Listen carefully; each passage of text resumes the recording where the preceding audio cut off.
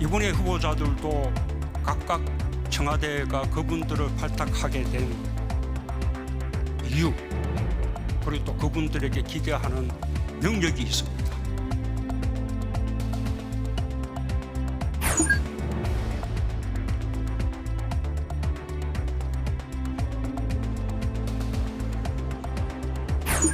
경찰에서 열심히 수사하셨는데 최종 결과를 알 수가 없다, 이런 말씀만 안 듣고 싶고요. 나머지는 어떠한 결과든지 간에 저희가 받아들일 준비가 되어 있습니다. 일련의 가해 행위로 피해자가 사망할 수 있음을 충분히 인식하였다고 보아 살인의 고의를 인정하고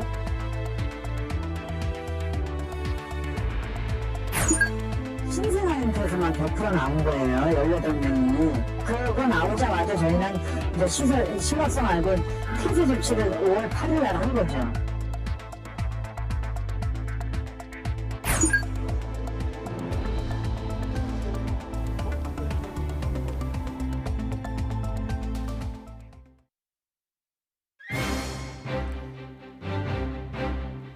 네, 여러분 안녕하십니까? 뉴스나이트 시작합니다. 네, 그야말로 다시 국회의 시간이 됐습니다. 문재인 대통령이 3명의 장관 후보자에 대한 인사청문 보고서를 재송부해달라고 국회 요청을 한 겁니다. 네, 기한은 금요일, 나흘에 담겨있는 의미와 여야 협의 전망 잠시 뒤에 분석하도록 하겠습니다. 네, 이 밖에도 한강 대학생 실종 사건, YTN 단독 보도 내용을 포함해 주요 뉴스들 이어서 보도합니다. 네, 인사청문회 전국이 2라운드로 접어들었습니다. 대통령이 장관 후보자들 인사청문 경과 보고서를 다시 보내달라고 국회에 요청을 했습니다. 네, 일단 국회에 나흘의 시간을 준 건데 결론이 나지 않으면 문 대통령이 결단을 내리게 됩니다. 나연수 기자가 보도합니다. 공은 다시 국회로 넘어갔습니다. 문재인 대통령이 임혜숙 과학기술정보통신부, 박준영 해양수산부, 노형욱 국토교통부 장관 후보자에 대한 인사청문 경과 보고서를 오는 14일까지 보내달라고 다시 요청했습니다. 애초 시한은 지난 10일, 인사청문회법에 따라 국회가 청문보고서 송부 시한을 넘기면 대통령은 열흘 이내에 기한을 정해 다시 송부를 요청할 수 있고 두 번째 기한마저 넘기면 그대로 임명할 권한을 가집니다. 문 대통령은 취임 4주년 특별연설후 질의응답에서 야당이 반대한다고 해서 인사검증 실패라고 생각하진 않는다고 밝혔습니다. 새 후보자 지명 이유를 조목조목 설명하며 직접 이해를 구하기도 했습니다. 이번에 후보자들도 각각 청와대가 그분들을 발탁하게 된 이유, 그리고 또 그분들에게 기대하는 능력이 있습니다. 무한주기식 청문회로는 좋은 인재를 발탁할 수 없다고까지 항변한 만큼 사실상 임명 강행에 무게를 둔 것 아니냐는 분석이 나옵니다. 최대 열흘인 송부 기한을 나흘로 비교적 짧게 준 것도 이런 해석에 힘을 싣습니다. 청와대 고위 관계자 역시 문 대통령에게 후보 지명 철회 의사가 없는 것이냐는 질문에는 그러니까 송부를 재요청한 것이라고 답했습니다. 다만 국회의 청문보고서 송부를 기다리는 것이지 임명 강행 의지로 읽진 말아달라며 내심 부담을 드러내기도 했습니다. 만일 문 대통령이 새 후보자에 대한 임명을 강행한다면 현 정부 들어 야당 동의 없이 임명된 장관급 인사의 숫자는 32명이 됩니다. 지난 재보궐선거 참패 이후 정부 여당도 오만과 독선이라는 비판을 마냥 외면할 수 없는 게 사실입니다. 만약 여당 안에서도 의견이 하나로 모이지 않거나 일부라도 낙마 결론을 내리게 되면 문 대통령의 부담은 한층 커지게 됩니다. YTN 나연수입니다. 네, 그러니까 대통령이 나흘이란 시간 동안 국회에서 의견을 좀 다시 모아보라며 공을 넘긴 겁니다. 네, 하지만 여야는 여전히 타협점을 찾지 못하고 있고 특히 여당 내부에서는 임명 반대 목소리가 공개적으로 터져나오면서 논란이 격화하고 있습니다. 부장원 기자입니다. 문재인 대통령이 임혜숙, 노형욱, 박준영 장관 후보자에 대한 청문 보고서를 다시 국회로 돌려보냈지만 여야 입장차는 여전했습니다. 여당인 민주당은 김부겸 총리 후보자 인준부터 처리하자고 주장했고 국민의힘은 장관 후보자 3명에 대한 임명부터 걷어들이라고 촉구했습니다. 시작하는 마당에 정말 큰 크게 총리 인준 절차를 마무리하기를 여당 집안에서 어려운 서민 살림을 되찾기듯이 야당에 대한 배려와 좀 그런 것들을 하는 것이 사실 통큰 정치의 모습 아닌가. 여야 협상과 별개로 민주당 지도부는 공이 국회로 다시 넘어오면서 곤혹스러운 분위기가 역력합니다. 송영길 대표를 만난 재선 의원들은 이러지도 저러지도 못하고 있는 당 지도부를 향해 서둘러 결단해야 한다고 목소리를 높였습니다.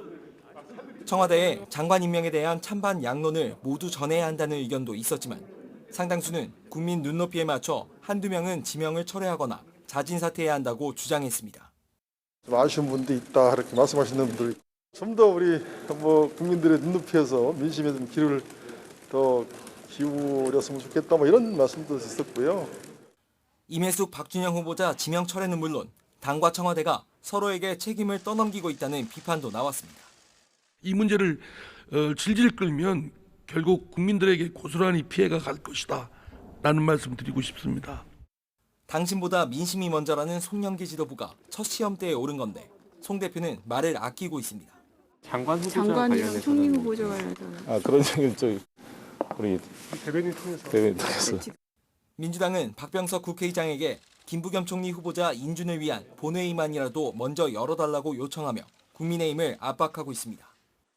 장관 후보자 3명의 임명과 김부겸 총리 후보자 인준을 두고 여야의 신경전이 고조되면서 혼돈의 청문정국은 좀처럼 출구를 찾지 못하고 있습니다. 서로 앞다퉈 민생을 챙기겠다던 약속은 어디 가고 쳇바퀴 돌듯 남탓만 하는 여야 정치권을 바라보는 시선이 싸늘합니다. YTN 부장원입니다. 문재인 대통령이 오는 14일 더불어민주당 신임 지도부를 청와대로 초청해 간담회를 갖습니다. 문 대통령은 오는 14일 오전 11시 민주당 송영길 대표와 윤호중 원내대표 등 신임 지도부와 만나 남은 임기 1년 동안의 전국 해법과 향후 당청 관계 등을 논의할 예정입니다. 특히 오는 14일은 문 대통령이 국회에 임혜숙, 노형욱, 박준영 장관 후보자에 대한 청문 보고서 재송부를 요청한 마감 시한인 만큼 이 자리에서 후보자들의 거취 문제도 다뤄질 것으로 보입니다. 네, 이번엔 여야 각 당 분위기 살펴보겠습니다. 먼저 더불어민주당 이른바 빅3의 신경전이 가열되고 있습니다. 단적인 예로 이재명 지사 측이 제기했다는 현 정부의 부동산 책임론과 관련된 일부 보도에 대해서도 민감한 반응을 보였는데 본질은 역시나 경선 연기론에 있습니다. 김태민 기자의 보도입니다. 민주당 이낙연 전 대표에 이어 정세균 전 총리도 포럼 정치에 시동을 걸고 세력 확장에 나섰습니다. 전현직 의원 60여 명이 한자리에 모였는데 정 전 총리가 퇴임 이후 국회 앞에서 공식 일정을 진행한 건 이번이 처음입니다. 관심은 친문에서 띄운 경선 연기론에도 쏠렸습니다. 정 전 총리는 이전에도 경선 일정을 바꾼 전례가 있다며 연기 가능성에 무게를 실으면서도 지도부가 처리할 일이라는 원론적인 입장을 나타냈습니다. 이재명 지사 측이 현 정부의 부동산 책임론을 제기했다는 확인되지 않은 보도에 대해서도 예민한 반응을 보였습니다. 이른바 빅3 사이에서의 견제가 가열되고 있다는 의미입니다. 당연히 책임이 있죠. 그리고 아마 지자체에서도 할 수 있는 일이 많이 있었을 거예요. 같은 날 청년 주거간담회를 연 이낙연 전 대표도 이에 대한 자신의 입장을 적극적으로 밝히기도 했습니다. 책임을 다하기 위해서 지금 노력하고 있죠. 충분치 않은 것들은 제가 그동안에 몇 가지 대안을 지금 내놓고 있습니다. 여권 주자 가운데 여론조사 1위를 달리고 있는 이재명 경기지사는 내일 전국 조직을 띄우고 본격적인 대권 레이스에 들어갑니다. 이 지사는 다음 달 안에 대선 출마를 공식 선언해 경선 연기론을 견제하겠다는 계획까지 세우고 있는 것으로 전해졌습니다. 이로써 빅3로 불리는 민주당 대선 주자들의 대권 레이스를 도울 조직의 실체가 모두 드러나게 됩니다. 이제는 조직 대 조직의 대결로 서서히 접어든 만큼 이전보다 더 치열한 신경전이 예상됩니다. YTN 김태민입니다. 네, 새 당대표를 뽑는 전당대회를 한 달 앞두고 국민의힘은 당권 경쟁이 치열해지고 있습니다. 먼저 출사표를 던진 영남권 중진 의원들은 경쟁에 합류한 정치 신인들을 견제하며 공개적으로 난타전을 벌이고 있습니다. 이번엔 이경국 기자의 보도입니다. 당대표 선거에 먼저 공식 출사표를 던진 국민의힘 중진 의원들이 신인 도전자들을 향해 견제구를 던졌습니다. 포부만으로는 당을 이끌 수 없다는 지적은 물론 에베레스트를 원정하려면 동네 뒷산만 다녀서는 안 되고 설악산이나 지리산 등 또 중간 산들도 다녀보고 원정대장을 맡아야 하지. 정치 경륜의 중요성을 거듭 강조하기도 했습니다. 50대 초반의 초선과 50대 초반의 5선 누굴 선택하겠습니까? 출마를 결심한 초선 김웅 의원과 고심 중인 초선 김은혜 의원, 원외에서 2030 대변인을 자처한 이준석 전 최고위원까지 정치 신인들이 당권 경쟁에 뛰어들자 민감한 반응을 보이는 겁니다. 정치 신인들도 반격에 나섰습니다. 김웅 의원은 국민의힘에 필요한 건 변화와 이를 위한 새 인물이라고 주장했고, 지금 시절이 얼마나 많이 바뀌었습니까?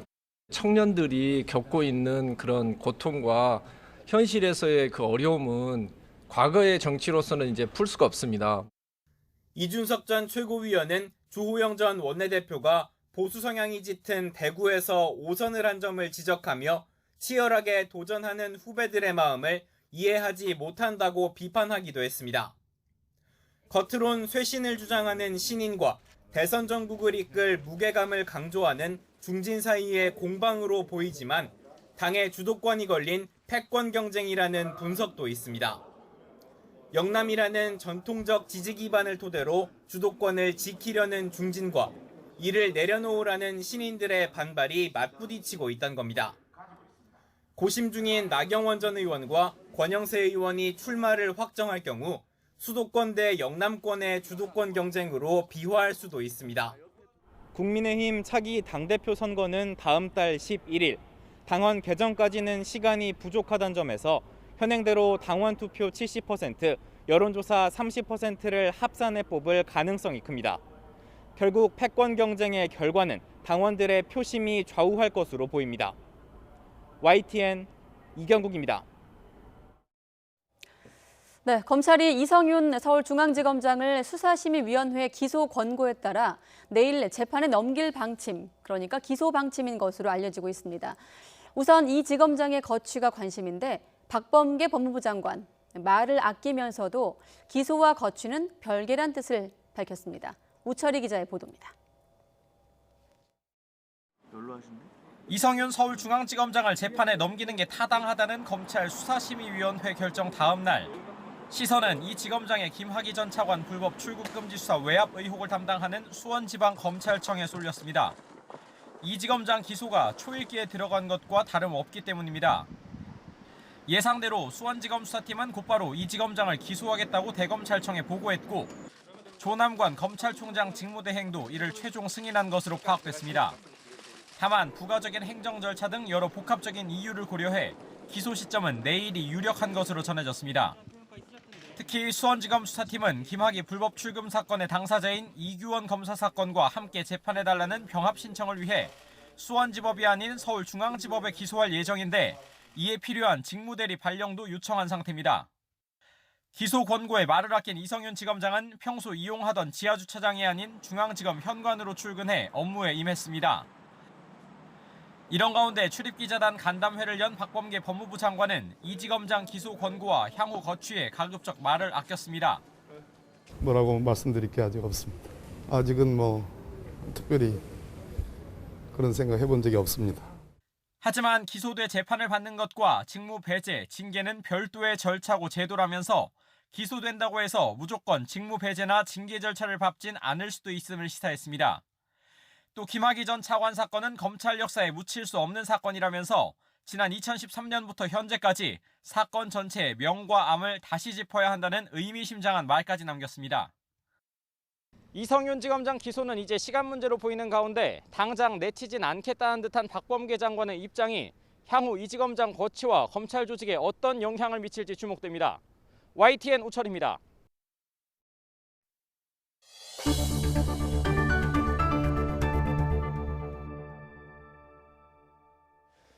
문재인 정부 출범 뒤 4년 만에 서울 아파트 청약 경쟁률이 무려 6배나 급등한 것으로 나타났습니다.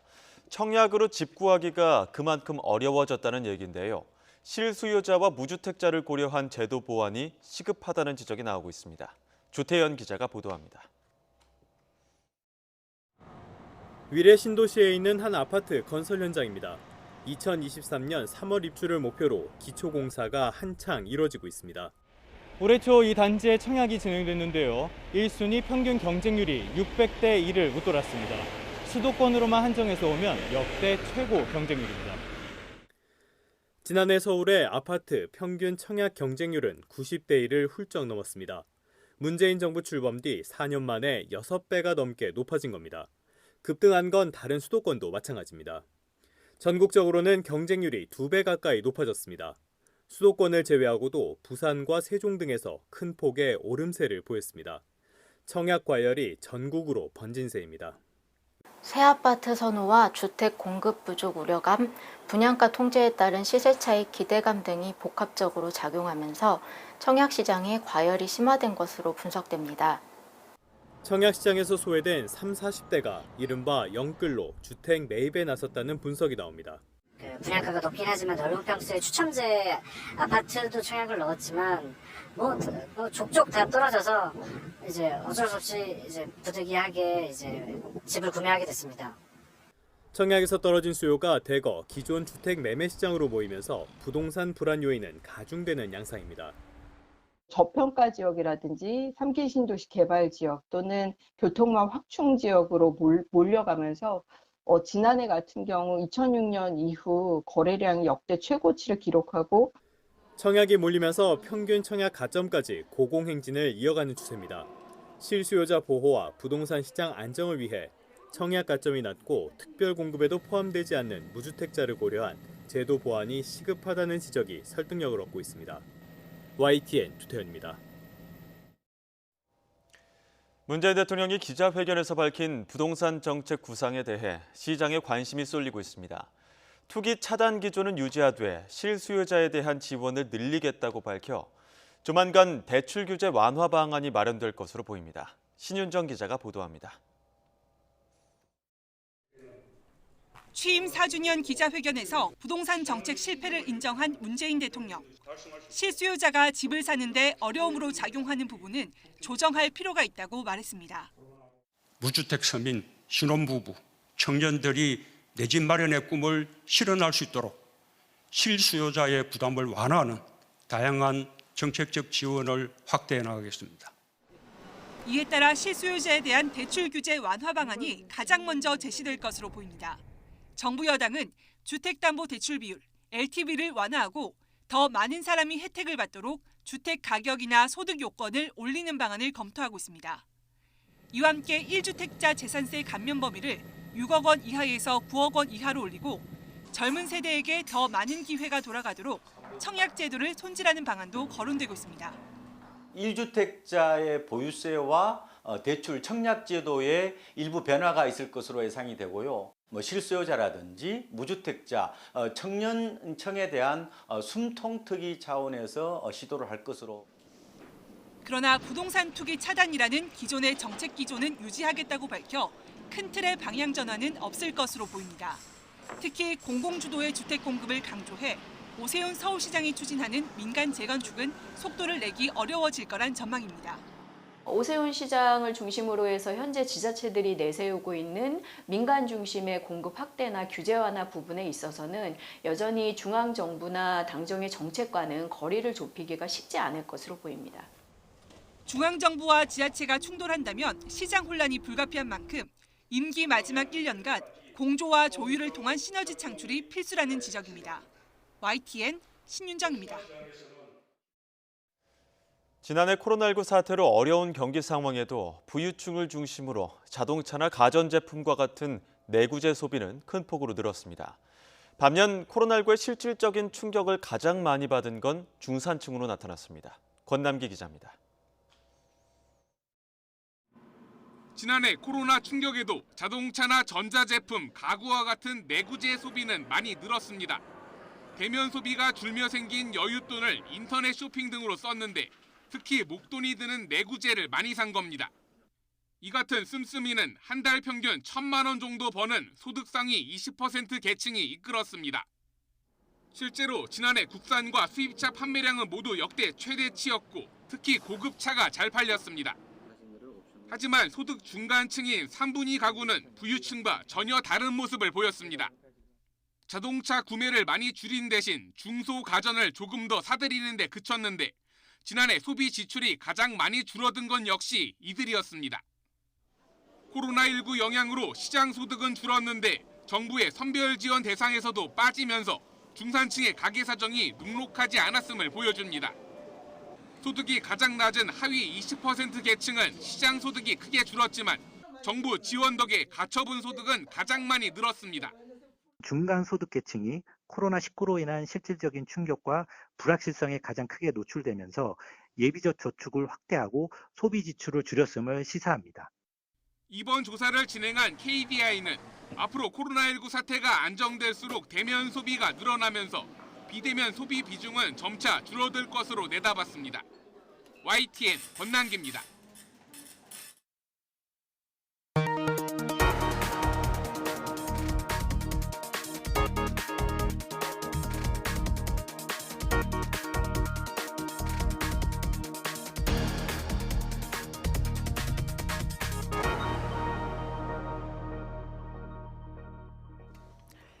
서울 한강공원에서 실종됐다 숨진 채 발견된 대학생 손정민 씨 사인을 조사하고 있는 경찰이 당시 목격자들을 불러 조사했습니다. 실종 당시 새벽 3시 반 이후 상황에 대해서 공통된 진술을 한 것으로 확인됐는데 YTN이 그 내용을 확보했습니다. 홍민기 기자가 단독 보도합니다. 고 손정민 씨 사망 원인을 조사하는 경찰은 지금까지 목격자 7명을 불러 조사했습니다. 지난 8일에는 이 가운데 3명을 서울 반포 한강공원으로 불러 목격 장소와 전후 상황을 자세히 묻기도 했습니다. 손 씨와 친구 A 씨가 있던 곳은 한강공원 수상택시 승강장 부근 잔디밭.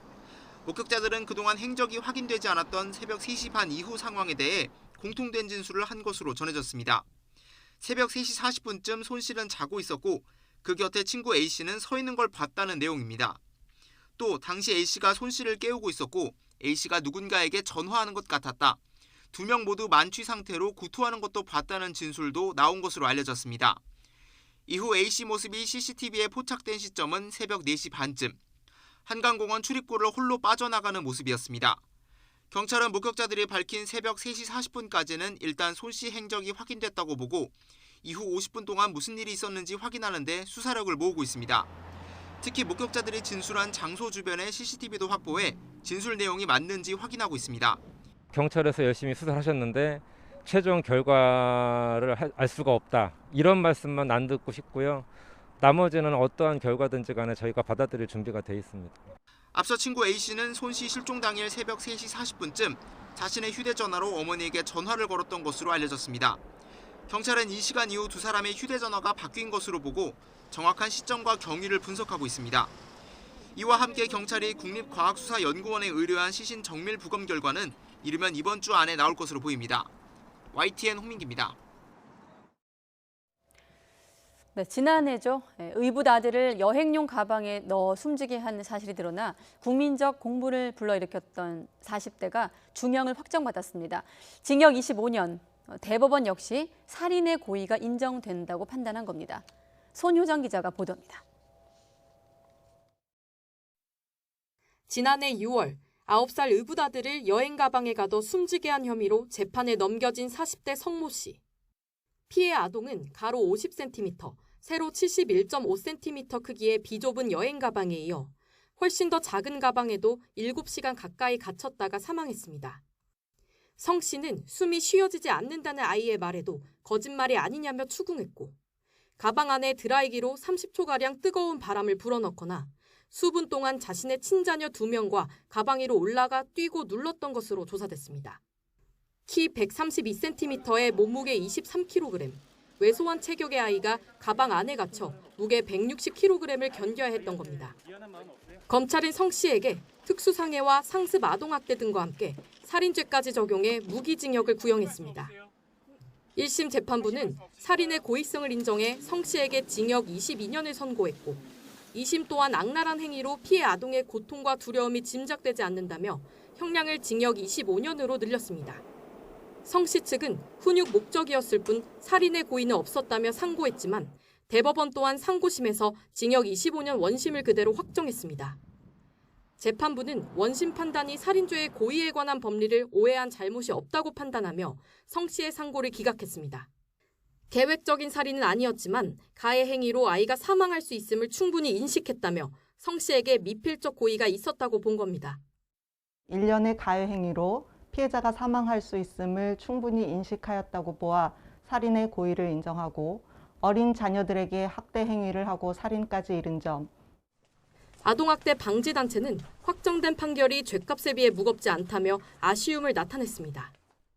살인죄 당연한 거고요. 그러나 여전히 25년이라는 형이 겨우 10살을 살고 살아온 날에 비해서 또 살아갈 뒤의 날에 비해서 너무 적은 것이 아닌가. 끔찍한 학대 행위로 의붓아들을 죽음으로 몰고 간 성 씨는 앞으로 그 죗값을 치르게 됐지만 채 피어보지 못하고 숨진 피해 아동의 넋은 무엇으로 달랠 수 없는 게 현실입니다. YTN 손유정입니다. 네, 양부모에게 학대를 당해 숨진 정인이 사건 이후 정부가 입양가정 점검 횟수를 늘리는 등 관리 규정을 강화했습니다. 그런데도 이번에 이 2살 난 입양아 학대 사건을 막지 못했습니다. 어떤 문제점들이 있는 건지 임상호 기자가 취재했습니다.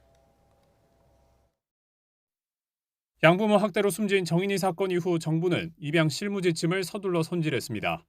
우선 입양 후 첫 1년간 해야 하는 입양기관의 조사 횟수를 4차례에서 6차례로 늘렸습니다. 최소 절반은 방문 조사를 하고 가정 방문이 어려우면 다른 장소에서라도 대면 점검을 하도록 규정했습니다. 정부는 이 같은 지침을 지난 2월 전국 입양기관들에 배포했지만 사후 관리 부분을 검토하고 협의하는 데 시간이 걸려 석 달이 지난 어제부터 시행에 들어갔습니다. 그 사이 2살 난 A양 학대 사건이 터졌습니다. A양을 입양시킨 단체는 지난해 10월 한 차례 가정 방문 조사를 했고 올해 1월 4일과 지난달 16일에는 전화와 이메일 사진을 통한 점검만 했지만 규정상 문제를 물을 수는 없었습니다. 저희가 2020년 입양 실무 매뉴얼 지침에 따라서 다 진행했습니다. 강화된 입양 실무 지침도 한계가 뚜렷합니다. 입양기관들이 입양아동 사후관리 보고서를 정부나 지자체 등에 보고할 의무는 여전히 없기 때문입니다. 여기에 입양아동 조사 횟수만 정해져 있고 구체적인 지침과 권한이 규정돼 있지 않은 것이 더 큰 문제라고 전문가들은 지적합니다. 방문을 해서 아동을 제대로 살펴보는 어떤 구체적인 매뉴얼이 없다고 합니다. 이 실질적으로 아이들의 신체 검사를 좀 한다든가 그리고 이제 이 발달 부분이 늦거나 그렇게 된다면 이 부분에 대해서도 유심히 다시 한번 재검사를 해야 되고요. 정인이 사건 이후 국회에서는 입양기관들에 대한 공적 관리와 감독을 강화하는 입양특례법 개정안들이 앞다퉈 발의됐습니다. 이번 2살 입양아 학대 사건을 계기로 또다시 소잃고 외양간 고치는 모습이 재현될 것으로 보입니다. YTN 임성호입니다. 오늘은 입양의 날입니다. 정부 통계를 보면 코로나19 여파로 지난해 입양된 아동 수는 역대 최소인 492명을 기록했습니다. 입양 아동의 대부분은 미혼모 자녀였고 국내 입양에선 여아 선호 현상이 여전했습니다. 이동우 기자가 보도합니다. 지난해 법원에서 입양을 허가받은 아동은 모두 492명. 이는 직전해인 2019년보다 212명 적은 것으로 지난 1958년 관련 통계를 작성한 이래 가장 적은 수치를 기록했습니다. 지난해 코로나19가 유행한 데 따라 가사조사관 파견 등 법원과 정부의 입양 관련 행정 업무가 전반적으로 차질을 빚었던 영향이 있는 것으로 풀이됩니다. 국내 입양만 놓고 보면 여아의 비중이 65.4%이지만 국외 입양에서는 남아의 비율이 82.8%에 달했습니다. 입양 아동 대부분은 미혼모의 자녀였습니다. 국내 입양아 중에는 83.1%가 미혼모의 자녀였고 유기 아동, 가족 해체 등의 순이었습니다. 국외 입양에서는 99.6%가 미혼모 자녀였습니다. 입양 국가를 살펴보면 미국 가정으로 간 아동이 가장 많았고 캐나다, 스웨덴, 호주가 뒤를 이었습니다. 정부는 한편 최근 입양 아동 학대 등 불행한 일이 잇따르는 데 대해 유감을 표시하면서 입양 체계 개선을 약속했습니다. 현재 입양 체계의 부족한 부분에 대하여 각계 여러분들의 말씀을 다양하게 청취하고 아동 최선의 이익을 위한 제도 마련을 위해 최선의 노력을 기울이겠습니다. 복지부는 또 입양의 날을 맞아 입양에 대한 편견을 해소하고 입양 아동을 헌신적으로 양육한 위탁모 등 유공자 14명을 포상했습니다. YTN 이동호입니다. 서울 송파구에서 운영하는 공공산후조리원에서 신생아 18명이 로타바이러스에 집단 감염됐습니다. 조리원은 폐쇄됐는데 일부 부모들은 조리원에서 감염 상황에 대한 설명도 제대로 해주지 않았다며 분통을 터뜨렸습니다. 김대겸 기자의 보도입니다. 서울 송파구에 있는 공공산후조리원, 건물이 폐쇄된 상태입니다. 처음으로 로타바이러스 감염이 확인된 건 지난 6일입니다. 오전 10시쯤 신생 한 명이 심한 설사 증상을 보여 병원으로 옮겨졌는데 낮 1시쯤 바이러스 양성 판정을 받았습니다. 저희가 이탑을 하다 보니까 거기서 오전에 아마 병원 이송을 했고, 이제 이 병원 이송해서 이제 결과가 저희가 오후 1시쯤에 이후 산모와 신생아, 조리원 종사자까지 조리원에 있던 104명 전원을 검사한 결과 신생아 31명 가운데 절반 이상인 18명에게서 양성 판정이 나왔습니다. 조리원 측은 모든 신생아와 산모를 퇴원시킨 뒤 조리원 건물을 폐쇄했습니다. 신생아한테서만 100% 나온 거예요. 18명이. 그거 나오자마자 저희는 이제 시설 심각성 알고 폐쇄 조치를 5월 8일 날 한 거죠.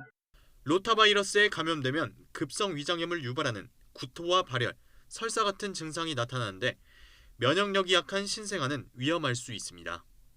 감염된 신생아 가운데 2명은 증상이 심해 입원했고 나머지 16명은 경증이라 집과 병원을 오가며 치료를 받고 있습니다. 입원한 신생아 2명도 퇴원을 앞둔 것으로 알려졌습니다. 2번 음성이 나와야지 퇴원한 겁니다. 지금 모니터링인데 2번 음성이 나왔대. 곧 퇴원할 거라는데 뭐 퇴원은 안 한 상황이고. 이 조리원은 지난 2014년 전국 최초로 개원한 공공산후조리원으로 운영 주체는 송파구청입니다.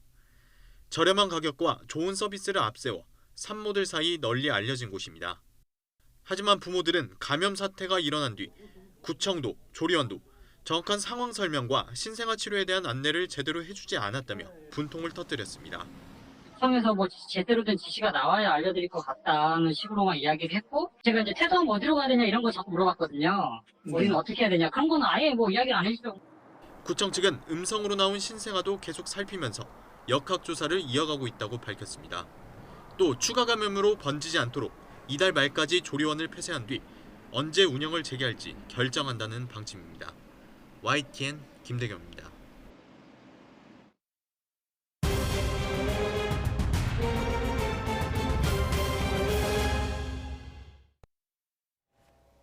네, 변이 확산세가 심각한 인도에서 귀국한 교민 500여 명을 검사한 결과 16명이 확진, 그 가운데 1명이 변이 감염자로 확인됐습니다. 국내 인도 변이 감염자는 50여 명이 넘는데 세계보건기구가 우려 변이에 추가할 정도로 전파력이 강합니다. 이영원 기자의 보도입니다. 지난 4일부터 9일까지 인도에서 귀국한 교민 540명 가운데 16명이 코로나19 확진 판정을 받았습니다. 이 중 1명은 인도 변이에 감염된 것으로 확인됐습니다. 그래서 변이로 확인된 분은 한 분입니다. 이분이 뭐 위중한 상황이거나 이런 지금 상황은 아니시고 어떤 치료를 받고 계신 것으로 알고 있습니다. 이 교민을 포함해 국내 인도 변이 감염자는 58명으로 늘었습니다. 1,700명 넘는 영국 변이 감염 규모에는 훨씬 못 미치지만 전파력은 비슷할 것으로 추정됩니다. 이런 특성 탓에 세계보건기구 WHO는 우려 변이에 인도형을 추가했습니다. 방역당국도 인도 변이를 주요 감시 체계에 넣고 인도발 입국자를 대상으로 일주일 시설 격리와 퇴소전 검사를 추가해 국내 전파 차단에 주력하고 있습니다. 인도형 변이가 영국형 변이와 비슷한 전파 특성을 가지고 있다는 것이 많은 의견으로 나타나고 있습니다. WHO 기준에 따라서 그 주요 변이를 사종으로 분류하는 체계로 기존 주요 변이도 꾸준히 늘어 국내 양성률은 30%를 넘보고 있습니다. 확진자와 밀접 접촉해 사실상 변이 감염자로 분류된 경우까지 포함하면 국내 변이 사례는 2,500건에 육박합니다. YTN 이영훈입니다. 네, 그리고 서울 강남구의 초등학교에서 교사와 학생 20여 명이 확진 판정을 받았고 또 인근 학원에서도 엿새 만에 확진자가 13명으로 증가했습니다. 학교를 돌면서 실시하고 있는 이동형 선제 PCR 검사에서도 처음으로 학생이 확진됐습니다. 계속해서 박기환 기자의 보도입니다. 아이들로 가득해야 할 초등학교가 텅 비었습니다. 코로나19 집단 감염이 발생해 폐쇄된 겁니다.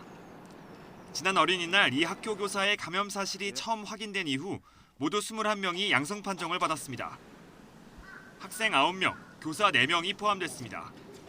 다만 방역당국은 첫 확진자인 교사가 주로 온라인 수업을 진행해 다른 확진자와 연관성이 적은 것으로 보고 감염 경로를 확인하고 있습니다. 이 선생님이 3일하고 4일에 출근을 했는데 온라인 수업을 해서 그 학생들하고 접촉이 없었어요. 서울 대치동에 있는 입시학원에서도 지난 5일 수강생 1명이 확진됐습니다. 이후 수강생 9명과 가족 4명이 잇따라 감염돼 엿새 만에 확진자가 13명으로 늘었습니다. 경기도 용인시에 있는 어학원과 관련해서는 13명이 확진 판정을 받았고 경기도 화성시 자동차 부품업체에서는 직원과 가족 등 13명이 잇따라 감염됐습니다. 수도권에서 여전히 새로운 집단 감염 사례가 끊이지 않는 가운데 학교 내 감염을 막기 위한 이동형 선제 PCR 검사에서 처음으로 감염도 확인됐습니다. 서울 노원구에 있는 한 초등학교에서 학생 1명이 PCR 검사에서 양성 반응이 나타나 학교는 곧바로 원격 수업으로 전환했습니다. YTN 박견입니다. 코로나19 백신 수급 불안 속에 현재 예방접종은 화이자 2차 접종 위주로 진행되고 있습니다. 내일 화이자 백신 43만 8천 회분이 국내로 들어오지만 당분간 접종 속도 조절은 불가피할 전망입니다. 보도에 박홍구 기자입니다. 2주 전 하루 최대 28만 명이 넘던 코로나19 백신 접종자가 8만 5천여 명으로 급감했습니다. 이 중 화이자 백신 2차 접종자가 7만 7천 명으로 90%를 차지합니다. 화이자 백신은 현재 57만 8천 회분이 남아 있습니다. 여기에다 43만 8천 회분이 추가 도입돼도 화이자 총 보유량은 100만 회분에 불과합니다. 하지만 만 75살 이상 가운데 화이자 1차 접종도 받지 못한 사람은 200만 명이 넘고 2차 접종 예정자까지 합하면 500만 회분이 더 필요한 상황입니다. 정부는 상반기 남은 기간에 화이자 백신 412만 회분을 추가 도입할 계획인데 도입량이 충분히 확보되기 전까지는 접종 속도 조절이 불가피할 전망입니다. 상반기 도입 예정인 700만 회분 중 총 287만 4천 회분이 도입이 완료되며 나머지 412만 6천 회분도 매주 차질 없이 공급될 예정입니다. 아스트라제네카는 1, 2차 접종자를 합해도 2천 명이 되지 않을 정도로 물량 부족이 심각합니다. 19만 회분밖에 남지 않아 오는 14일부터 723만 회분이 순차적으로 들어오기 전까지는 접종이 제한적일 수밖에 없습니다. 오는 27일부터 백신을 맞게 될 만 65세에서 69세 대상자의 사전 예약률은 첫날 21%에 이른 것으로 파악됐습니다. 70에서 74세의 경우 40.1%가 예약에 참여했습니다. 이런 가운데 정부가 3분기와 4분기에 각각 2천만 회분씩을 공급받기로 한 노바백스 백신이 승인 일정을 3분기 이후로 미루고 생산량 목표치도 낮추겠다고 발표했습니다. 이에 대해 방역당국은 도입 계획에는 변화가 없다고 밝혔으나 백신 보릿 고개가 3분기까지 이어질 수도 있다는 우려가 나오고 있습니다. YTN 박홍구입니다. 세종시 한 병원에서 대상포진 예방접종을 받으러 온 사람에게 코로나19 백신을 잘못 접종하는 일이 발생했는데요. 접종실이 분리돼 운영되지 않은 데다 의료진이 처방 내용을 제대로 확인하지 않아 벌어진 일로 확인됐습니다. 이상곤 기자입니다. 코로나19 백신 접종 위탁의료기관으로 지정된 세종시의 한 병원입니다. 이곳에서 아스트라제네카 백신 접종이 잘못 이루어진 건 지난 4일입니다. 의료진이 대상포진 예방주사를 맞아야 할 50대 여성에게 코로나19 백신을 접종한 겁니다. 예진표에 대상포진을 접종받는다고 표시돼 있었지만 이를 제대로 확인하는 절차가 없었습니다. 간호사가 제 이름을 호명을 하는데 어떤 주사를 맞으시러 오셨어요? 이렇게 통상적으로 하는 거는 그거는 안 하더라고요. 그리고 일단 뭐 찌르더라고요. 또 코로나19 백신과 다른 백신 접종이 한 주사실에서 이뤄지면서 문제가 발생한 것으로 파악됐습니다. 피해 여성은 갑작스럽게 코로나19 백신을 접종받은 뒤 일주일 동안 병원에 입원해 치료를 받았지만 지금도 두통과 가슴 통증 등의 증상이 남아있다고 말했습니다. 가슴이 답답하고 머리가 지끈지끈 아프고 막 꾹꾹 누르는 것 같고 두근두근하고 그리고 속이 미식미식 울렁울렁하니까 식사를 못하고. 해당 병원이 접종에 문제가 발생한 사실을 방역당국에 즉시 보고하지 않으면서 관련 조사는 사흘 뒤에야 시작됐습니다. 세종시는 해당 병원에서 잘못된 백신 접종이 이루어졌어도 의료법상 처벌할 기준이 없다고 밝혔습니다. 또 의료진이 예약 취소로 남은 물량을 접종한 건 아니라고 설명했습니다. 방역당국은 예방접종 추진 일정에 미치는 영향 등을 고려해 해당 병원의 위탁의료기관 지정을 당장 취소하지는 않기로 했습니다. 대신 접종실 분리와 자체 교육의 필요성 등이 제기된 만큼 오는 21일까지 병원 측으로부터 재발 방지 대책을 제출받아 접종 재개 여부를 판단할 예정이라고 밝혔습니다. 또 관내 위탁의료기관에 대한 지도 감독을 강화해 유사한 사례가 발생하지 않도록 하겠다고 말했습니다. YTN 이상곤입니다.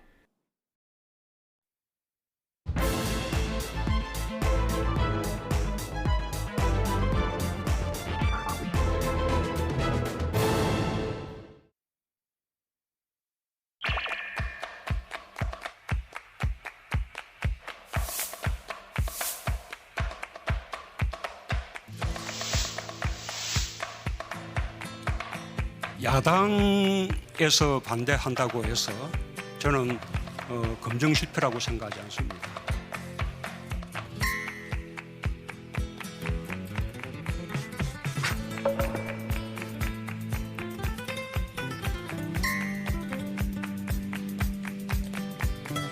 이 문제를 질질 끌면 결국 국민들에게 고스란히 피해가 가는 것이다. 이 나라를 위해서 봉사할 수 있는 기회를 주는 것조차도 빼앗기에는 결정적인 문제는 아니다.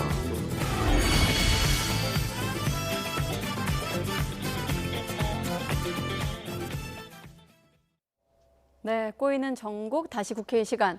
대통령이 이렇게 장관 후보자 3명에 대한 인사청문 경과 보고서를 14일까지 금요일까지 보내달라고 다시 요청을 한 겁니다. 야당이 이들 3명의 임명 문제와 또 김부겸 국무총리 후보자 인준 문제를 연계해서 사안이 복잡해진 만큼 청와대와 여권의 고심이 깊어지고 있습니다.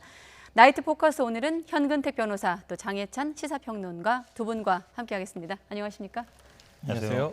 네, 그러니까 이제 대통령이 다시 좀 여야가 머리를 맞대고 좀 논의를 해달라 이런 것 네네. 아니겠습니까? 그런데 일단 준 시간이 나흘이에요, 나흘. 사실 길게 하면 열흘도 가능한데 왜 나흘을 줬을까가 좀 의문인데 빨리 어떻게 임명하겠다는 뜻이죠. 네, 강행하겠다는 뜻은 대통령 기자회견 답변에서도 잘 드러났던 것 같고요. 네. 지금 사실 야당에서는 격렬하게 반발하고 있지만 제가 생각했을 때 가장 곤란한 건 민주당 지도부가 아닐까 싶습니다. 예. 당초 민주당 내부에서도 박준영 해수부 장관 후보자나 임혜숙 과기부 장관 후보자 두 사람 중 적어도 한 사람은 낙마시켜야 한다. 이런 여론이 팽배했던 것으로 알려졌는데 민주당 안에서? 네, 예. 그런데 대통령이 직접 나서서 야당이 반대한다고 해서 뭐 실패한 인사는 아니다.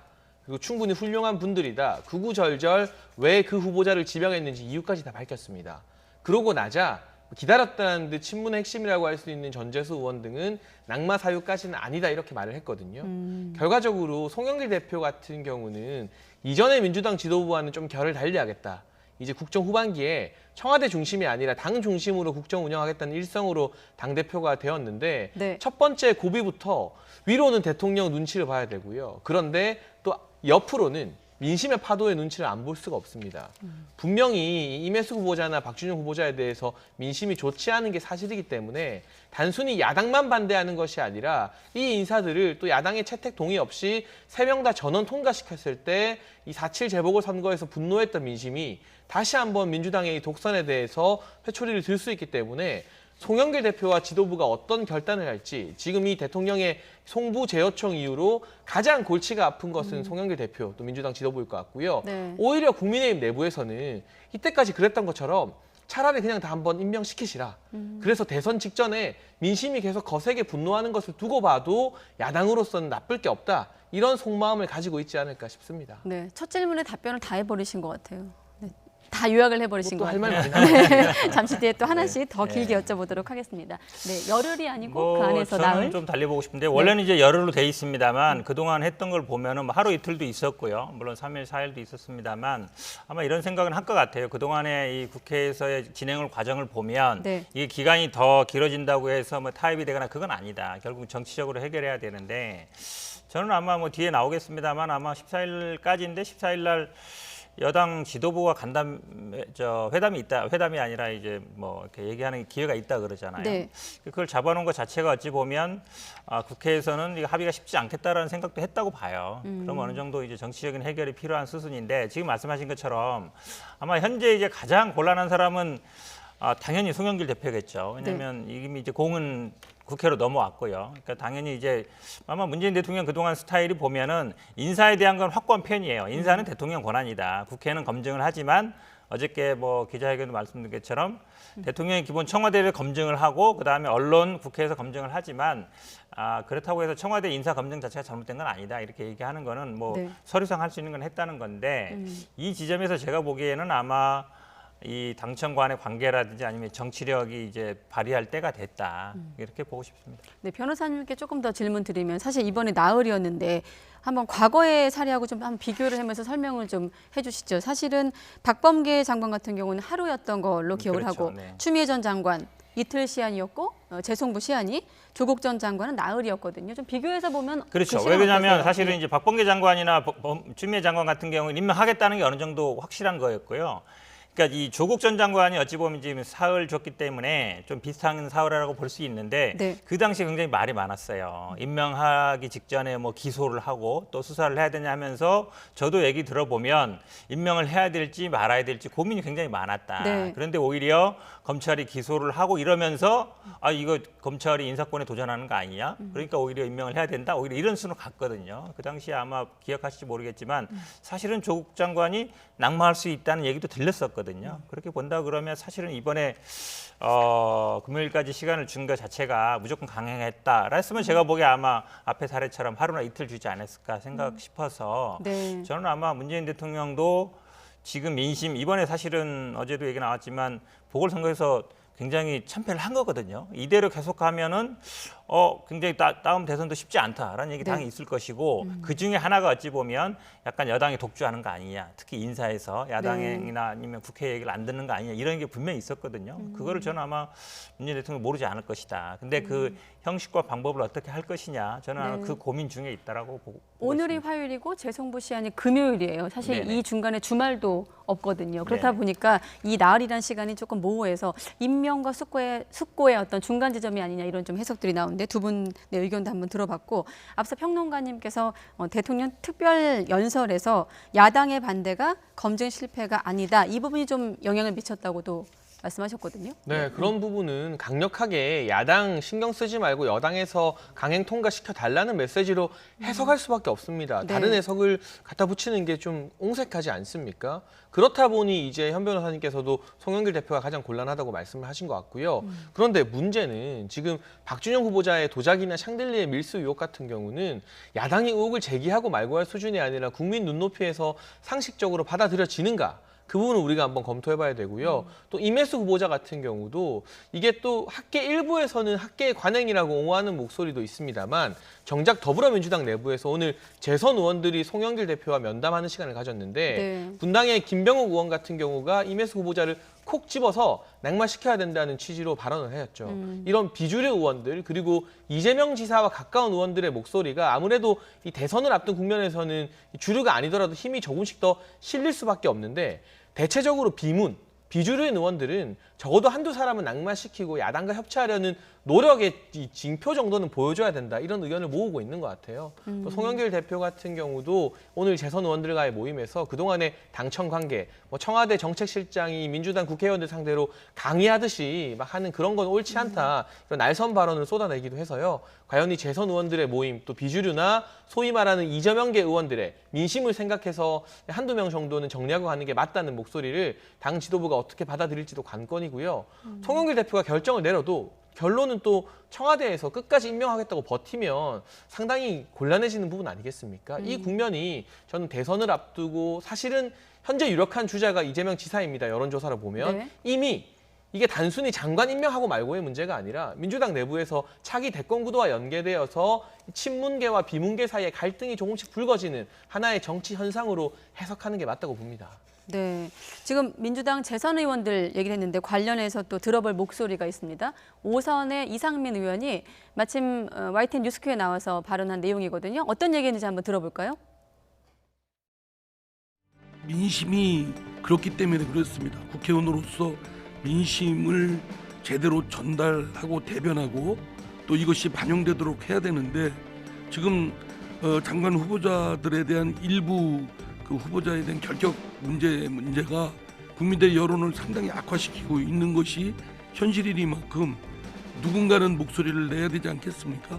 그래서 5선 중진이라고 하는 제가 나서는 것이 좋겠다라고 해서 감히 말씀을 드렸던 겁니다. 송영길 대표도 그렇고 윤호중 대표도 그렇고 민심을 잘 대변해서 민심의 인사 문제든 국정에 반영될 수 있도록 해야 되는 것이 제일 화급한 책무입니다.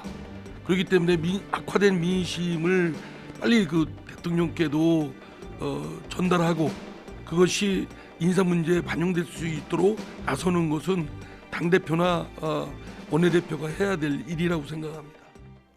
네, 이번 이상민 의원의 이번 인터뷰만 놓고 봤을 때 민심이라는 단어를 굉장히 강조했습니다. 네. 어떻습니까? 이렇게 민주당 안에서 사실 나흘이라는 시간 동안 여야의 어떤 협상도 중요하지만 일단 민주당 안에서 좀 정리가 돼야 될 것 같아요. 그렇죠. 네. 근데 뭐 지역구 국회의원들이요 항상 사람들 만납니다. 그럼 네. 전화도 오고 하거든요. 그러면 네. 이런 부분에 대해서 지적을 받는 거예요. 그러니까 민심 얘기한다는 게 결국은 자기 지역에서 지역구 국민들의 의견을 듣는다는 얘기거든요. 그러니까 어제 문재인 대통령이 얘기한 인사청문회 제도 바꿔야 된다. 저도 동감하고 사실은 이거는 여야가 바뀔 때마다 항상 나오는 얘기이기 때문에 네. 뭐 언제라도 해야 되지만 지금 당장 이걸 할 수 있는 얘기는 아니잖아요. 그럼 인사 문제에 있어서 고민을 해야 되는데 근데 지금 뭐 평론가님 말씀처럼 이게 뭐 친문과 비문의 문제는 아니고요. 어찌 보면 이제 청와대와 당의 문제라고 보는 게 저는 맞는다고 보고요. 근데 지금은 어쨌든 청와대는 뭐 이렇게 5년차 정리를 해나가는 분위기고 당 입장에서 내년 대선을 승리로 이끌어야 되는 게 가장 큰 임무거든요. 네. 그렇게 본다 그러면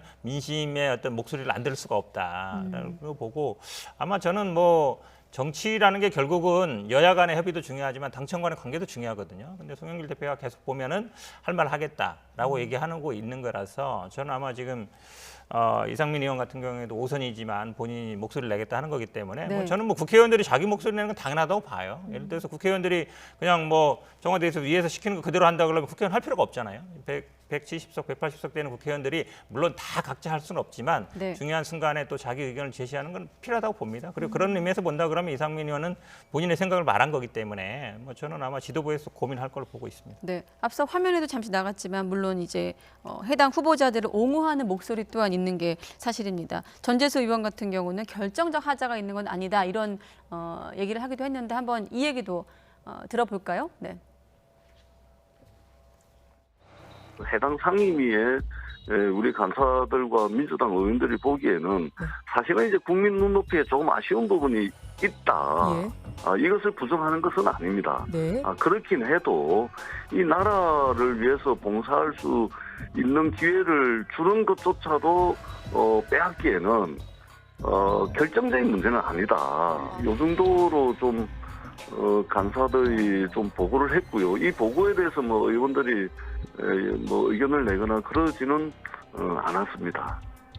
네, 조금 눈높이는 아쉬운 부분이 있지만 이것을 부정하는 것은 아니다. 앞서 해수부 장관 후보자 얘기하실 때 어떤 직무 연관성 부분을 언급하셨기 때문에 답변이 예상이 되지만 그래도 질문을 드리겠습니다. 어떻습니까? 이런 당내 찬성 의견들에 대해서 어떻게 네, 저는 보세요? 현 변호사님 진단과 좀 다른 게 제가 처음 말했던 것처럼 지금 큰 문제 없다, 결격 사유까지는 아니다고 하는 분들 공교롭게도 다 친문 주류에 속한 의원들이에요. 그렇지 않고 민심을 좀 더 살피자고 말하는 분들은 상대적으로 우리 정치권에서 비주류다, 완전 친문은 아니다라고 평가하는 분들이거든요. 네. 그러니까 친문이라는 계파에 소속된 의원들 입장에서는 여기서 장관 한두 명 임명 못하게 되면 문재인 대통령 국정 운영 말기에 레임덕이 올지도 모른다. 그러한 공포감을 느끼고 있는 것 같고요. 그리고 또 다른 후보를 세워서 인사 검증하고 또 청문회 하는 동안 계속 야당에게 주도권을 내줄지도 모른다는 생각을 하는 것 같습니다. 하지만 네. 저는 그런 생각이야말로 민심이 아니라 그야말로 여의도 정치권의 문법이라는 생각이 들고 4.7 재보궐선거에서 우리가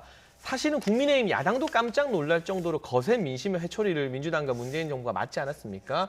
그렇다면 이럴 때야말로 저는 전공법으로 가는 게 늘 정답이라고 생각을 합니다. 국민 눈높이에 누가 봐도 맞지 않는 사람, 이를테면 제자 논문에 남편 이름 18번 등재한 사람이나 도자기나 이 샹들리에를 수천만 원치를 외교관 이삿짐으로 세금 안 내고 들여온 사람은 보수 정부, 진보 정부를 떠나서 어느 정부에서건 국민이 고개를 가로저을 수밖에 없는 인사입니다. 과감하게 빨리 결단하고 필요하다면 대통령에게 당에서 직언을 하면서 이 인사에 대해서는 교체할 때 오히려 국민들이 민주당을 보고 선거 패배 이후에 조금 정신을 차렸구나. 과거와 같이 오만하고 독선적이지 않구나라는 판단을 하게 될 것이고요. 이 장관들 2명에 대해서 그런 결정을 내리면 이제 총리 인준 문제도 남아 있는데 거기서 국민의힘이나 야당이 무리하게 우리 총리 채택도 못 해주겠다, 검찰총장 청문회 못 열어주겠다 이런 카드를 쓰기가 힘들어져요.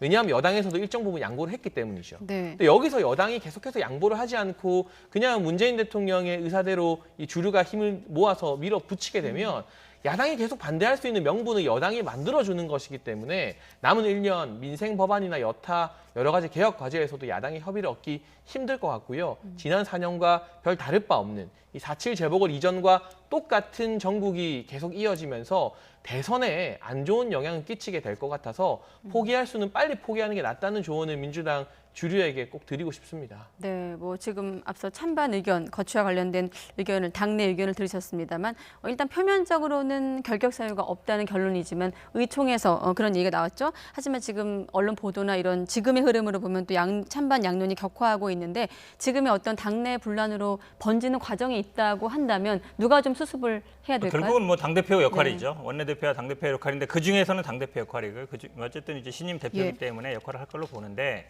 저도 사실은 이제 아마 좋은 얘기 하셨어요. 뭐 그러냐면 이게 총리 인준하고 그다음에 검찰총장 인사청문회가 남아 있거든요. 네. 총리가 더 중요하죠, 장관보다. 그다음에 검찰총장도 굉장히 중요한데 사실은 아마 이번에 3명 다 임명하면은 총리 인준을 끝까지 아마 반대할 가능성이 있어요. 뭐 참여가 안 한다든지. 물론 뭐 단독으로도 통과시킬 수 있겠지만 총리는 기본적으로 또 국회에서 의결을 해야 되기 때문에 좀 다르죠. 다르죠. 인준이 필요한 부분이고. 그렇죠. 그러니까 장관은 뭐 기본적으로 대통령의 권한이지만 총리는 인준에 대해서는 국회의 권한이거든요. 국회에서 표결을 하게 돼 있기 때문에 그래서 총리 인준 문제가 있고 더 뒤로 본다 그러면 결국은 검찰총장 문제도 있기 때문에 네. 저는 아마 물론 지금 검찰총장은 인사청문회를 안 했습니다만 이 총리가 처음에는 어찌 보면 여당에서도 그런 목소리 나왔거든요. 그래도 김부겸 대구 출신이고 이러니까 인정해 줄 수 있는 거 아니냐 이런 얘기도 있었기 때문에 좀 물론 이제 정치라는 게 어찌 보면 약간 주고받는 게 이상할 수도 있지만 총리 인준 문제와 장관 인준 문제를 한 번에 좀 처리하는 것도 하나의 방법일 수 있겠다. 그런 고민도 좀 할 수 있다고. 한 번에 처리한다는 건 좀 구체적으로 어떤 의미죠? 예를 들어서 뭐 총리 인준을 뭐 하는 식으로 하고 동의를 많이 정무 보고서를 채택하고 장관 중에 예를 들어 문제가 되는 사람을 뭐 어떻게 한다든지 방법이 여러 가지 수 있죠. 근데 그 방법은 뭐 제가 구체적으로 말씀 못 드리겠고요. 어쨌든 정치라는 게 타협과 협상이기 때문에 그런 가능성이 뭐 열려 있다고 봅니다. 네, 그러니까 어느 정도 전략은 좀 필요하다 이렇게 요약을 하면 될까요? 그러겠죠. 네. 네, 정치적인 전략이 필요하다 이런 말씀이셨습니다. 일단 물리적으로는 일단 지금 상황을 요약해 보면 일단 공은 다시 국회로 넘어왔고 키를 쥔 건 174석의 민주당입니다. 지금 이런 물리적인 상황을 좀 설명해 주시죠. 일단 야당 없이 단독 채택을 할 수 있고 대통령이 임명을 할 수 있는 건 아닙니까? 네, 물리적으로는. 단독 채택도 할 수 있고요. 네. 아까 총리도 인준 절차가 필요하지만 그 인준도 사실은 민주당이 할 수 있습니다. 네. 다만 그렇게 되면 제가 계속 강조하는 것처럼 이 4.7 재보궐선거 패배 이후에도 변함없이 민주당 독선적이다 이런 평가를 받는 게 두렵기 때문에 민주당 비주류 의원들을 중심으로 민심에 귀를 기울여야 된다는 목소리가 나오고 있는 것이고요. 송영길 대표 같은 경우도 사실은 본인에게 어떤 것이 더 중요하겠어요. 문재인 정부 마지막 1년을 잘 이끄는 것도 중요하지만 다음 대선에서 승리하는 게 훨씬 더 중요한 과제거든요. 네. 만약 다음 대선에서 정권 교체가 일어나면요. 당대표 임기 2년이지만 대선 지자마자 당대표 최고위원들 다 사퇴해야 됩니다. 그리고 비대위 체제가 들어서는 건 당연한 수순이에요. 그래서 지금은 문재인 대통령이나 이 청와대의 어떤 국정 운영 틀에 맞춰주는 것보다 다음 대선을 바라보고 민심을 읽지 않는 게 훨씬 더 중요한 과제일 수밖에 없거든요. 만약 이 다음 대선에서 승리하게 되면 송영길 대표 체제가 지방선거까지 유지되면서 지방선거 공천도 당대표 권한으로 할 수 있습니다. 굉장히 중요한 차이가 있어요. 그런데 다음 대선 지면요, 기껏 당대표 돼봤자 한 1년 정도 당대표하고 중요한 선거 공천 하나도 못하고 그냥 임기 끝나는 거예요. 네. 그래서 저는 송영길 대표는 여러모로 곤혹스럽겠지만 의석수가 많다고 하여도 대선에서 유리한 국면, 민심의 목소리를 조금이라도 받드는 모습을 보여주기 위해서 한두 명 정도는 뭐 철회를 하거나 자진 사퇴시켜야 한다는 의견을 청와대에 전달시킬 걸로 보고요. 네. 앞으로 이 남아있는 나흘의 기간 동안 송영길 대표와 청와대 사이의 줄다리기가 보이지 않는 곳에서 매우 치열하게 이루어질 거라고 생각합니다. 네, 지금 보면 오늘은 하루가 이제 흘렀다고 보면 수요일, 목요일, 금요일이 남았기 때문에 그런 당청 간의 어떤 소통도 좀 물밑 소통도 지켜보겠고 야당 입장도 한번 들어보도록 하겠습니다. 김기현 원내대표 발언이 있습니다. 한번 들어볼까요? 국민 눈높이에 전혀 맞지 않는 임, 박, 노 트리오에 대해 문 대통령은 야당에서 반대한다고 해서 검증 실패라고 생각하지 않는다면서 국민과 야당의 목소리를 외면했습니다. 청와대 여의도 출장소로 전락한 여당은 대통령의 독선과 아집에 대해서 합리적 견제와 균형 역할을 하기는커녕 도리어 청와대 눈치나 보면서 국회의원으로서의 기본 책임조차 내팽개칠 태세입니다. 네, 지금 뭐 김기현 당대표 권한대행 원내대표이기도 하지만 얘기를 들어보면 특별히 야당의 입장이 변할 것 같지는 않거든요. 네, 저도 그렇게 봅니다. 왜냐하면 네. 기본적으로 야당 입장에서는요, 인사청문회를 통해서 어쨌든 뭐 정부 여당 공격하는 게 어쨌든 뭐 그동안의 정치적인 역할이었고 이랬기 때문에 그렇게 계속 할 걸로 보는데, 근데 저 앞에도 말씀드렸지만 사실은 이제 이게 어찌 보면 야당 입장에서는 이걸 총리 인준 문제랑 자꾸 연결시키려고 하고 있고 실제로 그렇게 하고 있는 것 같고요. 근데 앞에도 말씀드렸지만 사실은 총리는 이제 국회 인준 절차가 있기 때문에 네. 꼭 연계된 문제는 아니거든요. 근데 한 번에 하다 보니까 연계된 것 같은데요. 근데 저는 이제 총리 인준 문제와 장관 문제를 꼭 연결할 필요는 없다라고 보는데, 그래도 만약에 야당에서 계속 이걸 한다 그러면 결국은 아마 뭐 협상이라는 게 주고받을 수밖에 없는데요. 저는 뭐 그래도 이게 송영길 대표가 고민을 할 것 같아요. 고민할 텐데 결국은 청와대의 인사권 문제에 당대표가 얼마큼 관여할 수 있느냐, 그게 문제잖아요. 결국은. 네. 근데 여론의 흐름이라든지 아니면 뭐 지금 아마 재선 의원들 모임이나 이상민 의원이나 뭐 자꾸 지금 뭐 비주류를 하시는데 뭐 국회의원들의 의견을 듣는 것이죠. 당대표 입장에서는 듣고 있을 거라고 보고, 본인이 아마 분명히 뭐 많이 바꾸겠다 했거든요. 쇄신과 변화를 얘기했기 때문에 그런 모습을 보여주지 않겠냐, 뭔가 다른 모습을 보여줄 걸로 기대하고 있습니다. 네, 지금 국회의장과 여야 원내대표가 만났습니다만 신경전만 벌인 채 끝났거든요. 어떻습니까? 막판, 그러니까 민주당 입장에서 막판 대야 협상 또 어떤 설득 과정 어떻게 전망하십니까? 민주당이 지금 국민의힘 설득하는 게 문제가 아니라 청와대 설득하는 게 문제인 거죠. 제가 이 물밑에서 치열한 협상이 송영길 대표와 청와대 사이에서 벌어질 거라는 말씀을 드렸는데, 네. 야당 입장은 여기서 장관 한 명도 낙마시키지 못하고 그대로 전부 다 인준해 주는 것 정치적으로 불가능한 일입니다. 반대로 지금 민주당이 야당이었다면 그게 가능했겠습니까? 그리고 어느 정도 이 고용노동부 장관이나 다른 부처 장관 두 부처에 대해서는 야당도 깔끔하게 국회에서 청문 채택 동의를 해줬거든요. 네. 심지어 고용노동부 안경덕 장관 후보자에 대해서는 뭐 청문위원이었던 김웅 의원이 인생을 이렇게 깨끗하게 본인에게 잘 살아주셔서 고맙다는 말씀도 했어요. 그러니까 결격 사유 없는 장관 후보 나오면 그렇게 인정도 하고 칭찬도 합니다. 그런데 제가 계속 강조하지만 저희가 지난주에도 말씀드렸지만 특히 이 박준영 후보자나 임혜수 후보자가 받고 있는 의혹은 일반 국민의 상식으로는 납득하기 힘든 부분이 있는 것도 분명하지 않겠습니까? 오죽하면 전재수 의원조차도 큰 결격 사유는 아니라고 보지만 국민 눈높이에는 안 맞는다고 스스로 인정을 하고 있잖아요. 네. 그렇다면 여기서 무조건 야당 보고 통과시켜달라고 말할 것이 아니라, 또는 국무총리 인준만 먼저 해달라고 말할 것이 아니라, 예를 들면 여당이 청와대를 설득해서 2명 중에 1명 정도는 우리가 자진 사퇴시키겠다, 그 1명으로 좀 만족해주면 안 되겠느냐, 뭐 이런 설득 카드를 가져와야죠. 아무도 뭐 날리지 않겠다, 속된 말로 아무도 낙마시키지 않겠다, 무조건 다 받아들여라 하는 건 애초에 뭐 협상이 불가능한 사안인 것 같고요. 송영길 대표가 1명을 낙마시키느냐 2명을 낙마시키느냐, 제가 봤을 때 2명 낙마하는 안을 가지고 오면 노영욱 국토부 장관 후보자에 대해서는 야당도 동의를 해줄 것 같아요. 부적격 단서를 달아서 채택 동의서 쓸 것 같습니다. 왜냐하면 정의당에서 이 노영욱 후보자까지는 결격 사유가 있다고 문제 삼지 않았거든요. 근데 정의당까지 결격 사유가 있다고 말한 소위 정의당 데스노트에까지 올라간 임혜숙 후보자, 박준영 후보자, 두 사람을 다 포기할 것인가, 두 사람 중에 1명 정도는 지킬 것인가, 이걸 두고 송 대표가 청와대를 설득한 다음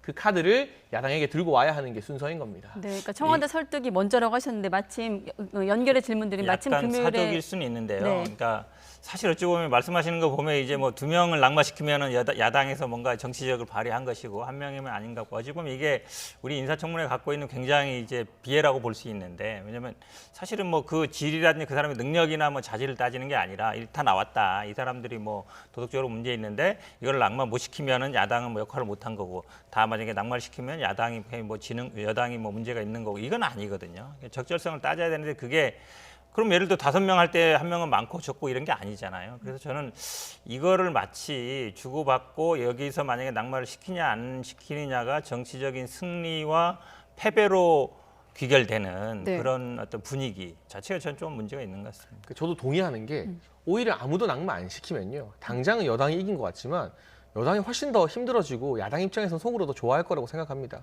계속 뭐 이제 한 1년 남았으니까 네. 독주하세요. 마음대로 장관 임명 다 하고 다 하세요. 아마 야당 의원들 대다수가 지금 그런 생각을 품고 있거든요. 그런데 만에 하나 지금 국민의 뜻을 받아들여서 문제가 되는, 국민들이 고개를 가로젓는 장관들 낙마시키면 당장은 야당이 정치력 발휘해서 승리한 것 같지만 사실은 여당이 더 유리한 국면, 유리한 포석을 점하게 되는 거예요. 그래서 이 관점에 있어서 몇 명 낙마시키고 지키느냐 문제가 아니라 누가 더 민심에 가까운 선택을 하느냐가 관건인 것인데, 그 결정권은 지금 여당과 청와대가 쥐고 있기 때문에 한두 명 장관, 이번에 해수부 장관, 과기부 장관 당장 임명 못한다 해서 국정 후반기에 뭐 여러 가지 국정 과제에 차질이 생기는 건 전혀 아니거든요. 네. 이를테면 국토부나 국무총리도 아닌 것이고, 그렇기 때문에 민심에 가까운 선택을 하면서 지금 당장 지는 게 장기적으로 봤을 땐 이기는 길이라는 말씀을 여당, 야당 모두에게 드리고 싶습니다. 네.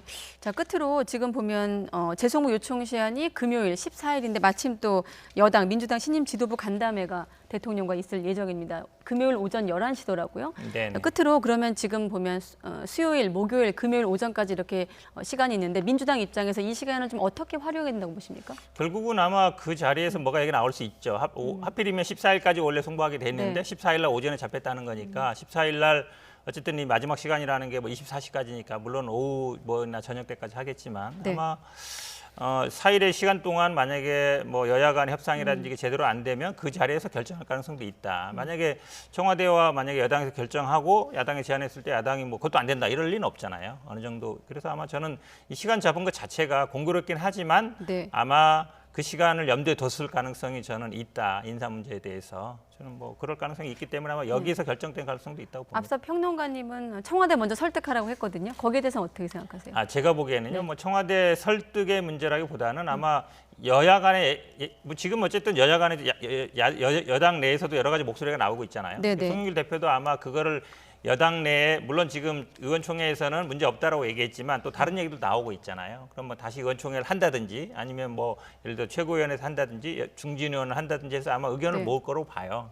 그래서 아마 결정하면 그걸 가지고 또 뭐 청와대 얘기를 하겠죠. 그 다음에 이제 뭐 야당하고 얘기할 텐데 사실은 뭐 의원총회라는 게 그동안에는 거의 안 이루어졌어요. 대면을 거의 안 했거든요. 거의 온라인로만 해서 실제적으로 이런 의견들이 많이 안 됐었습니다. 근데 네. 이번에 이제 대면 의원총회를 하기 때문에 저는 뭐 의원들의 의견을 더 수집하고 그럴 가능성이 있다고 보고 있습니다. 네, 알겠습니다. 다음 주제로 넘어가도록 하겠습니다. 이성윤 지검장의 어떤 기소 방침에 대한 이야기로 넘어가 보도록 하겠습니다. 수사심의위원회에서 기소 권고 결정이 나오고 나서 특별히 입장이 없다가 이제 기소 방침이 나왔거든요. 어떻게 좀 보십니까?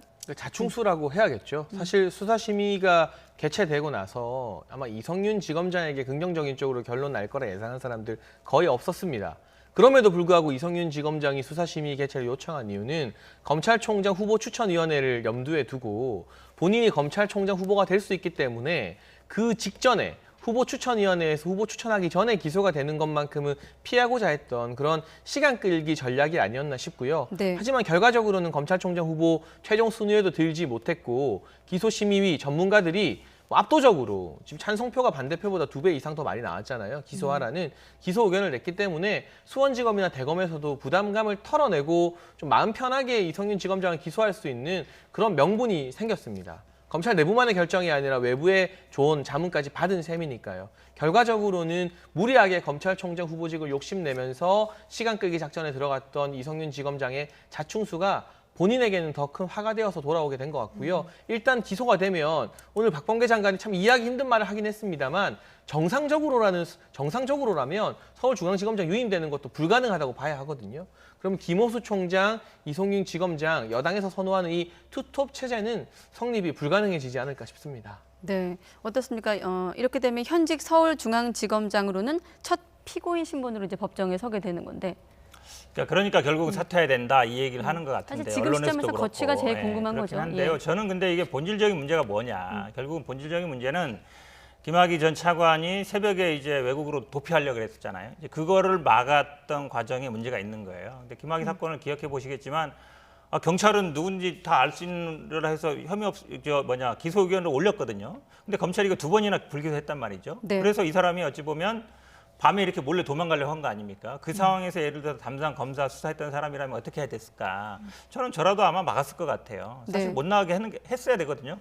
물론 절차상 어떤 하자가 있는지 그거는 뭐 다툴 수 있는 문제겠지만 그래도 저는 뭐 출국 금지시킨 건 잘했다. 결국은 이게 나중에 과거 사유에서 3번째 기소를 했지만 공소시효가 만료될 때에서 면소 판결을 받았지 않습니까? 그러니까 사실은 검찰이 제일 하지 말아야 되는 게 공소시효 만료돼가지고 기소하는 거는 있을 수 없는 일이에요, 기본적으로. 공소시효 놓치는 거는 검사로서 기본이 안 돼 있는 거거든요. 근데 어쨌든 그런 결과가 나왔는데 그러면 결국은 그거를 수사하려고 한 거잖아요. 저는 검찰이 이 출국 금지를 수사하려고 했던 목적이 뭐냐. 결국은 본인들이 과거에 혐의 없음 처분했던 게 정당하다. 그리고 네. 그 출국을 막은 것 자체가 문제가 있다라는 걸 수사를 한 거잖아요. 그렇게 본다 그러면 저는 아마 이번에 검찰에서 이 이성윤 지검장 기소 의견을 방침을 이미 정한 거였어요.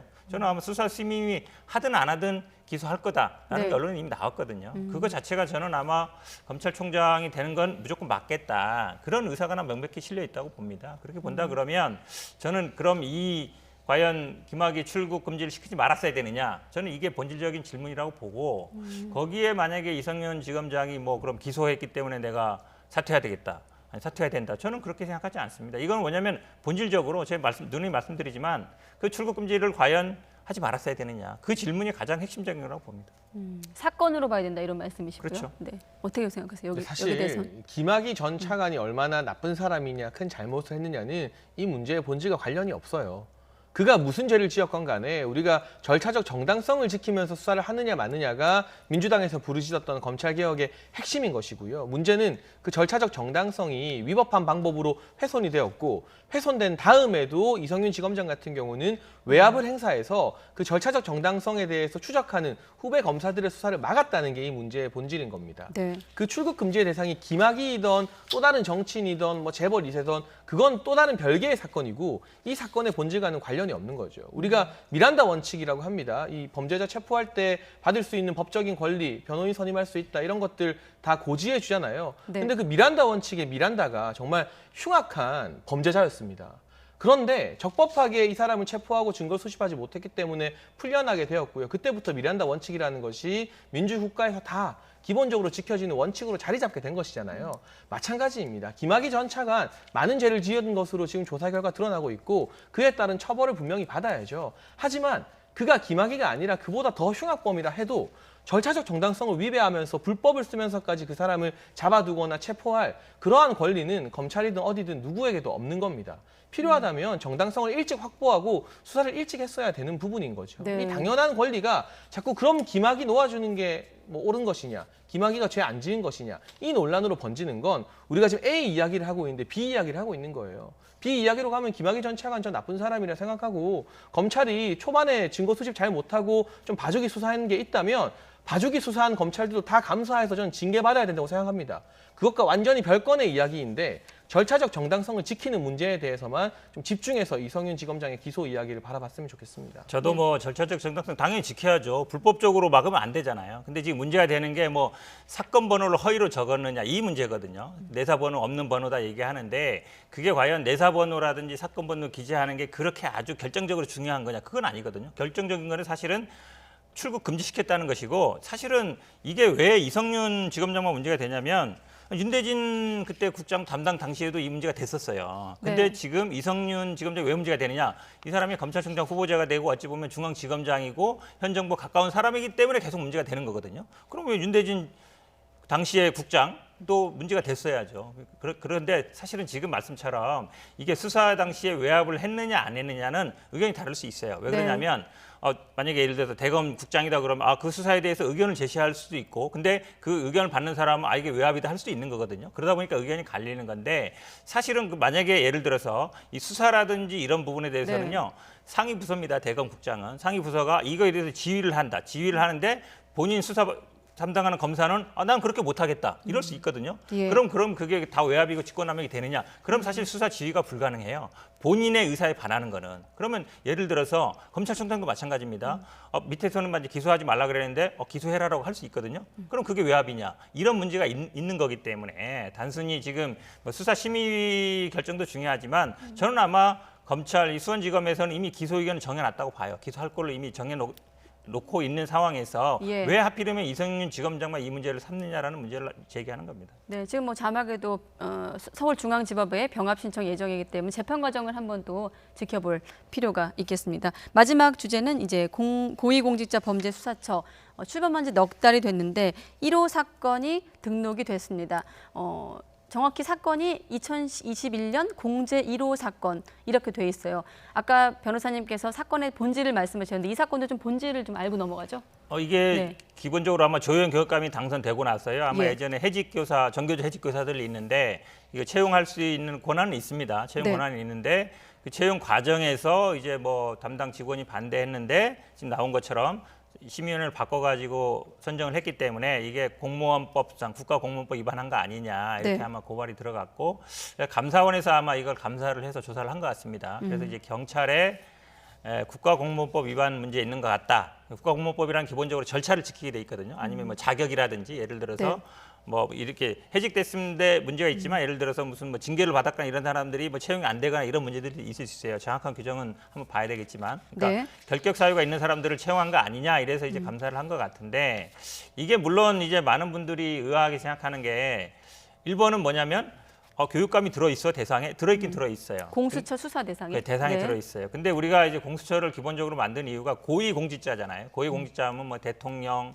장관, 차관, 특히 이제 법조계, 판사, 검사, 뭐 경무관 이상 이런 사람들을 두고 있는데 과연 교육감이 그 정도 고위공직자를 할 수 있느냐라는 문제도 있고요. 두 번째는 사실은 처음에 이제 감사원에서 문제 삼은 거는 이제 국가공무원법이었어요. 근데 국가공무원법 위반은 이제 공수처 대상이 아니다 보니까 이제 공수처에서 직권남용 문제가 있는 것 같다라고 한 건데 저는 잠시 말을 끊어 죄송하지만 시간 관계에서 여쭤보면 이 법리적인 문제이기 때문에 변호사님께 하나만 더 질문을 드리겠습니다. 말씀하신 대로 당초에 감사원은 국가공무원법 위반 혐의로 이제 경찰에 고발을 한 건데 공수처로 이첩이 되면서 넘어오면서 혐의가 직권남용 혐의로 적용이 된 거거든요. 그러니까 뭐 공수처에서 다른 혐의를 조사할 수는 있어요. 왜 그러냐면 뭐 공무원법 위반은 아까 말씀처럼 결격 사유만 보는 것이고 직권남용이라는 건 밑에 사람이 하기 싫었는데 위에서 찍어 눌렀다는 얘기죠. 한마디로 얘기하면.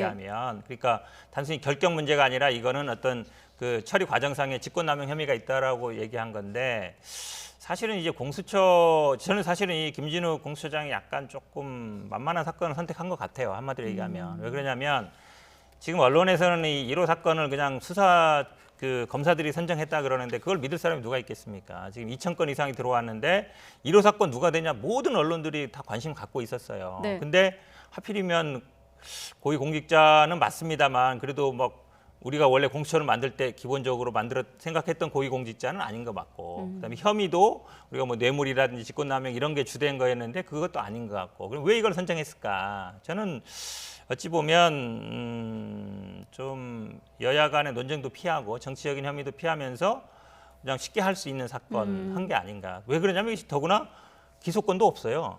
수사만 하거든요. 네. 근데 나중에 검찰로 만약에 기소 의견을 보내는데 검찰이 기소 안 해버리면 그냥 공수처는 헌일을 한 게 되는 거예요. 근데 제가 보기에 그럴 가능성이 있어요.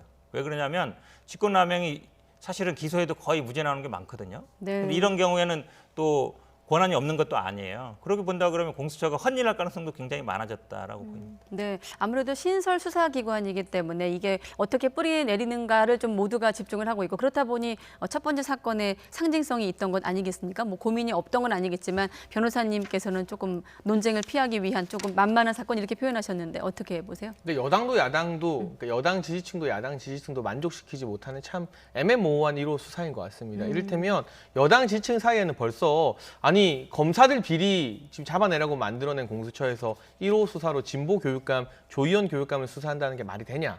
반대 여론이 들끓고 있고요. 예. 반대로 야당 지지층 사이에선 제가 여론을 한번 살펴보니까 이거 어차피 감사원에서 이 감사자료 다 만들어준 거, 그러니까 밥상 다 차려놓은 거 떠먹기만 하면 되는 아주 간단한 사건이고 네. 기소 자체를 공수처가 못한다는 맹점이 있다 보니까 사실은 수사보다 더 중요한 건 기소해서 공소 유지해서 본인들이 수사한 사건에 대해서 유죄를 받아내는 게 핵심 아니겠습니까? 수사 아무리 잘하고 그래도 기소 못하게 되면 또 공소 유지 제대로 못하게 되면 재판에서 무죄 나오면 그 수사 도루묵인 거잖아요. 그러니까 알맹이가 빠진 보여주기식 그야말로 공수처가 1호 사건을 야당 관련 사건으로 짚게 되면 정치적 공정성 논란에 불이 붙을까 봐 마지못해 이 법 여권이나 진보 진영의 사람을 1호 수사 대상으로 삼았는데 그마저도 알맹이는 빠진 수사다 이렇게 비판하고 있기 때문에 네. 여도 야도 어디도 만족시키지 못하는 굉장히 정치적인 선택이다라는 생각이 들고요. 네. 이번 사건 선택을 통해서 공수처 제도가 얼마나 좀 주먹구구식으로 만들어졌는가. 수사는 하는데 기소는 못한다는 게 납득이 잘 안 되지 않습니까? 조희연 교육감 같은 경우. 이런 제도에 있어서 이왕 출범한 공수처라면 제도적으로 손볼 게 너무나 많다는 그런 생각을 또 들게끔 하는 1호 수사 대상 선정이었습니다. 네. 저는 네. 김진우 공수처장의 눈치를 너무 많이 보는 것 같아요. 왜냐하면 평소에도 뭐의 보면 눈치를 약간 많이 본다고요? 판사 출신이기도 하지만 여야나 정치권이나 언론의 눈치를 많이 보는 거죠. 이 사건 선택을 보면 알죠. 왜냐하면 어느 쪽도 욕먹기 싫고 그렇다고 해서 굉장히 어떤 여론의 집중도 안 받으면서 뭔가를 해야 될 것 같고. 근데 그러면 안 되거든요. 할 일을 해야 되는데 좀 엉뚱한 일을 선택했다는 생각이 들어요. 그래서 좀 이 소심하고 눈치 보는 거를 좀 이제는 좀 떨쳐야 된다. 그렇지 않으면 아마 공수처가 많은 논란의 대상이 될 것 같습니다. 네, 알겠습니다. 공수처 1호 사건에 대한 평가까지 두 분과 함께 들어봤습니다. 네, 현근택 변호사, 장예찬 시사평론가였습니다. 고맙습니다. 네.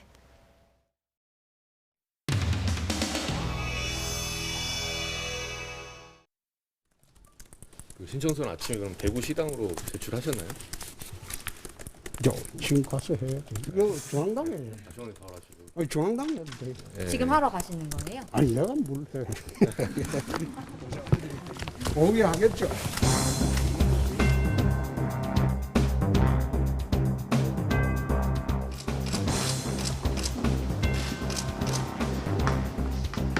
무엇보다도 당과 국민들의 복당 신청 요구가 빗발치고 있어 이젠 돌아가야 할 때가 되었다고 생각합니다.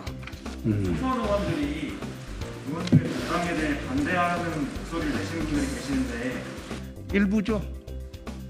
반대편에서 덮어씌운 막말 프레임 그거 하나 가지고 그러나 그것은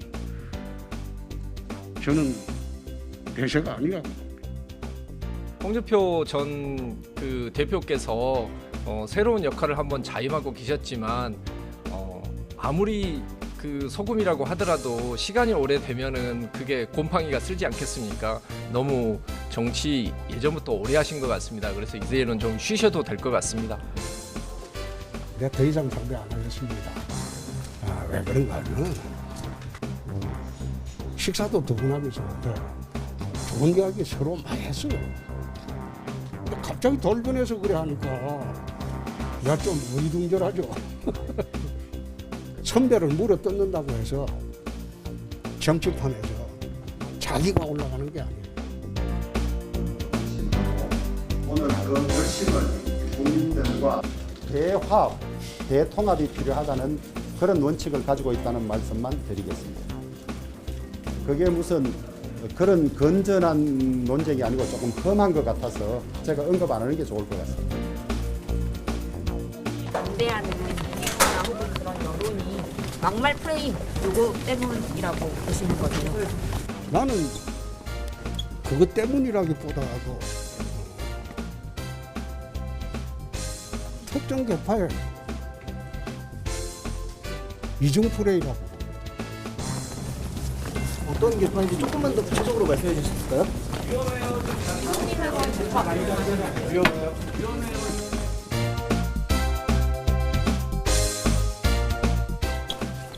이재명 기자 같은 경우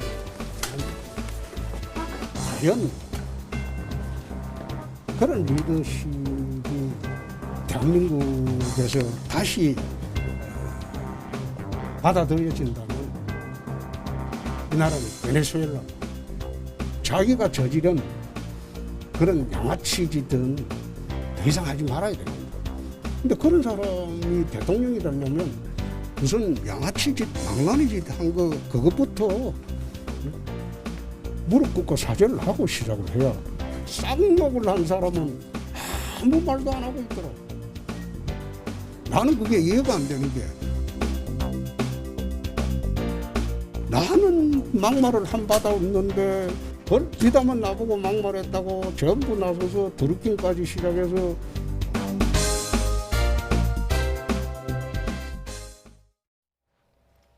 네, 뉴스나이트 이어갑니다. 이번 달 한미 양국은 외교장관에 이어서 정보기관장, 정상이 잇따라 만나면서 북미 대화 재개 방안을 모색합니다. 김도원 기자의 보도입니다. 미국의 새 대북 정책은 유연하고 실용적인 접근이라는 게 정부의 판단입니다. 특히 문재인 대통령의 연설로 볼 때 정부가 힘을 쏟았던 싱가포르 합의 계승이 반영된 것으로 보입니다. 구체적인 방안은 공개되지 않았지만 정부는 한미 외교장관 회담 등 다양한 채널로 내용을 공유한 것으로 알려졌습니다. 미국은 대북 정책 공개에 앞서 북한에 먼저 설명한다는 방침인 것으로 전해졌습니다. 다시 한 번 더 이렇게 마주 앉아서 협의할 수 있는 기회가 주어진 만큼 북한이 호응하기를 기대합니다. 정부는 북미 대화 재개를 촉진하기 위해 미국과 협의를 계속하고 있습니다. 박지원 국가정보원장이 한미일 정보기관장 회의를 위해 일본을 방문했습니다. 또 다음 주에는 한미 정상회담이 열려 대화 동력을 회복할 수 있는 계기가 될 전망입니다. 북미 만남을 주선을 넘어서 북미 양측이 실질적인 합의를 도달할 수 있도록 사전에 합의안을 조절하는 역할까지도 지금 해야 된다고 봅니다. 가장 중요한 건 비핵화 합의의 불가역적 입구를 형성하는 거고요. 코로나19 상황을 고려하지 않더라도 북한이 금방 협상에 나올지는 미지수입니다. 공개된 내용으로는 미국의 대북 정책에 북한이 호응할 요인이 별로 없고 오히려 바이든 정부의 인권 문제 제기에 강하게 반발할 가능성도 있습니다. 북미 모두 먼저 양보하기 어려운 상황에서 한국 정부의 역할이 중요하다는 지적이 있지만 임기 말이라는 한계를 넘어서려면 많은 노력이 필요해 보입니다. YTN 김도원입니다. 조 바이든 미국 행정부가 북한에 코로나19 백신을 제공하고 인도적 지원을 하는 데 열려 있다고 CNN 방송이 현지 시각으로 11일 보도했습니다. 미국의 한 고위 당국자는 우리는 북한의 인도적 지원 요청을 검토하는 데 열려 있는데 의도된 대상들에게 도달하는 걸 보장하는 효과적인 모니터링을 수반해야 한다고 말했습니다. 네, 평택항에서 일하던 고 이선호 씨를 컨테이너 벽이 덮치는 영상을 YTN에서 확보했습니다. 이 영상에는 지난달 23일 오후 4시쯤 평택항 야적장에서 고 이선호 씨가 작업 관리자 없이 혼자 일하던 모습이 고스란히 담겨 있습니다. 지게차 한 대가 개방형 컨테이너 쪽으로 다가갔는데 한쪽 벽이 접히더니 그 반동으로 이 씨가 있던 반대편 벽도 접혀 이 씨가 그대로 깔렸고 사고 20분 만에 응급차가 출동을 해 이 씨를 이송했지만 이 씨는 결국 숨졌습니다. 강원도 춘천의 한 고갯길에 주말과 휴일마다 오토바이 운전자들이 몰리는 가운데 사망사고까지 발생해 주민들이 불안을 호소하고 있습니다. 홍성욱 기자가 취재했습니다. 내리막 도로를 쓰러질 듯 아슬아슬하게 질주하는 오토바이. 반대편 오르막 도로에도 오토바이가 줄지어 내달립니다. 그런데 맞은편에서 오던 오토바이 한 대가 중앙선을 침범하고 정면으로 충돌합니다. 중앙선을 침범한 오토바이 운전자는 숨졌고 피해 운전자도 온몸에 골절상을 입었습니다. 사고가 발생한 고갯길입니다. 경사가 심한 급커브길인데 해마다 이곳에서 비슷한 사고가 반복되고 있습니다. 최근 사고 이후엔 주의를 요구하는 안내 현수막까지 내걸렸습니다. 좌우 굽은 도로를 내달리며 스릴을 즐기는 오토바이 운전자들에게 명소가 된 56번 국도, 춘천 느랏제와 가락제. 주말이면 전국에서 오토바이 동호회원들이 몰립니다. 굉음을 내며 줄지어 내달리는 오토바이. 소음 피해는 물론 주민들은 집 밖으로 나가는 것조차 무섭습니다. 이 집으로 들어올래도 내리 쏘다 보면 겁이 나. 그 저쪽에 한참 이렇게 섰다가 그냥 위험하네요. 좌우 구분 구간이 워낙 많아 과속 방지 시설물을 설치하기도 어려운 상황. 경찰 단속도 그때뿐이고 고갯길 모든 곳에서 단속을 벌일 수도 없는 노릇입니다. 저희가 나가 있으면은 뭐 잘 가다가 또 저희가 안 보이면은 막 뭐 이렇게 막 정상 넘어서 막 이렇게 하고 그런 거니까. 네. 약간 뭐 그런 건 있죠. 저희가 경찰관이 있으면은 법규 지켜서 운행하다가 또 안 보이면은 막 이렇게 하니까. 자신의 생명은 물론 주민들까지 위협하는 고갯길 오토바이 질주. 매년 사고도 반복되고 있지만 통행을 막을 수도 없어 위험천만한 질주는 계속되고 있습니다. YTN 홍석입니다. 오늘 아침 6시 30분쯤 충남 예산군 예산읍에서 SUV 승용차가 신호 대기 중이던 1톤 화물차를 추돌해 60대 승용차 운전자가 숨지고 함께 타고 있던 3명이 다쳤습니다. 경찰은 화물차가 튕겨나가 전신주에 부딪힐 정도로 사고 충격이 컸다면서 부상자들을 상대로 정확한 사고 원인을 파악하고 있다고 밝혔습니다. 오늘 오후 5시 5분쯤 강원도 춘천시 북산면 청평리에 있는 야산에서 불이 나 1시간 50분 만에 진화됐습니다. 이 불은 주택에서 난 뒤 인근 야산으로 옮겨 붙었고 산림당국은 헬기 넉 대와 인력 70여 명을 투입해 진화에 나섰습니다. 네, 도쿄올림픽 개최에 대한 회의론이 확산하고 있는 가운데 토마스 바흐 IOC 위원장이 다음 주로 예정돼 있던 일본 방문을 돌연 연기했습니다. 조성호 기자의 보도입니다. 토마스 바흐 IOC 위원장은 일본의 코로나19 긴급 사태와 올림픽은 무관하다고 선을 그어왔습니다. They're with the overall policy of the government, but it's not related to the Olympic Games. 오는 17일과 18일 히로시마 성화봉송에 맞춰 일본을 직접 찾아 준비 상황을 점검할 계획도 세웠습니다. 그러나 일정을 다음 달로 미루기로 했습니다. 올림픽 개최지 도쿄 등에 내려진 코로나 긴급 사태가 이번 달 말까지 연장된 상황에서 일본에 오는 건 곤란하다고 판단한 겁니다. 실제 일본 내 코로나 상황은 올림픽 연기를 결정한 지난해와 비교할 수 없을 정도로 심각합니다. 이번 달 들어서만 하루 평균 5천 명 이상, 5만 명 넘는 확진자가 나왔습니다. 1년 전 전체 환자 수보다 3배 이상 많습니다.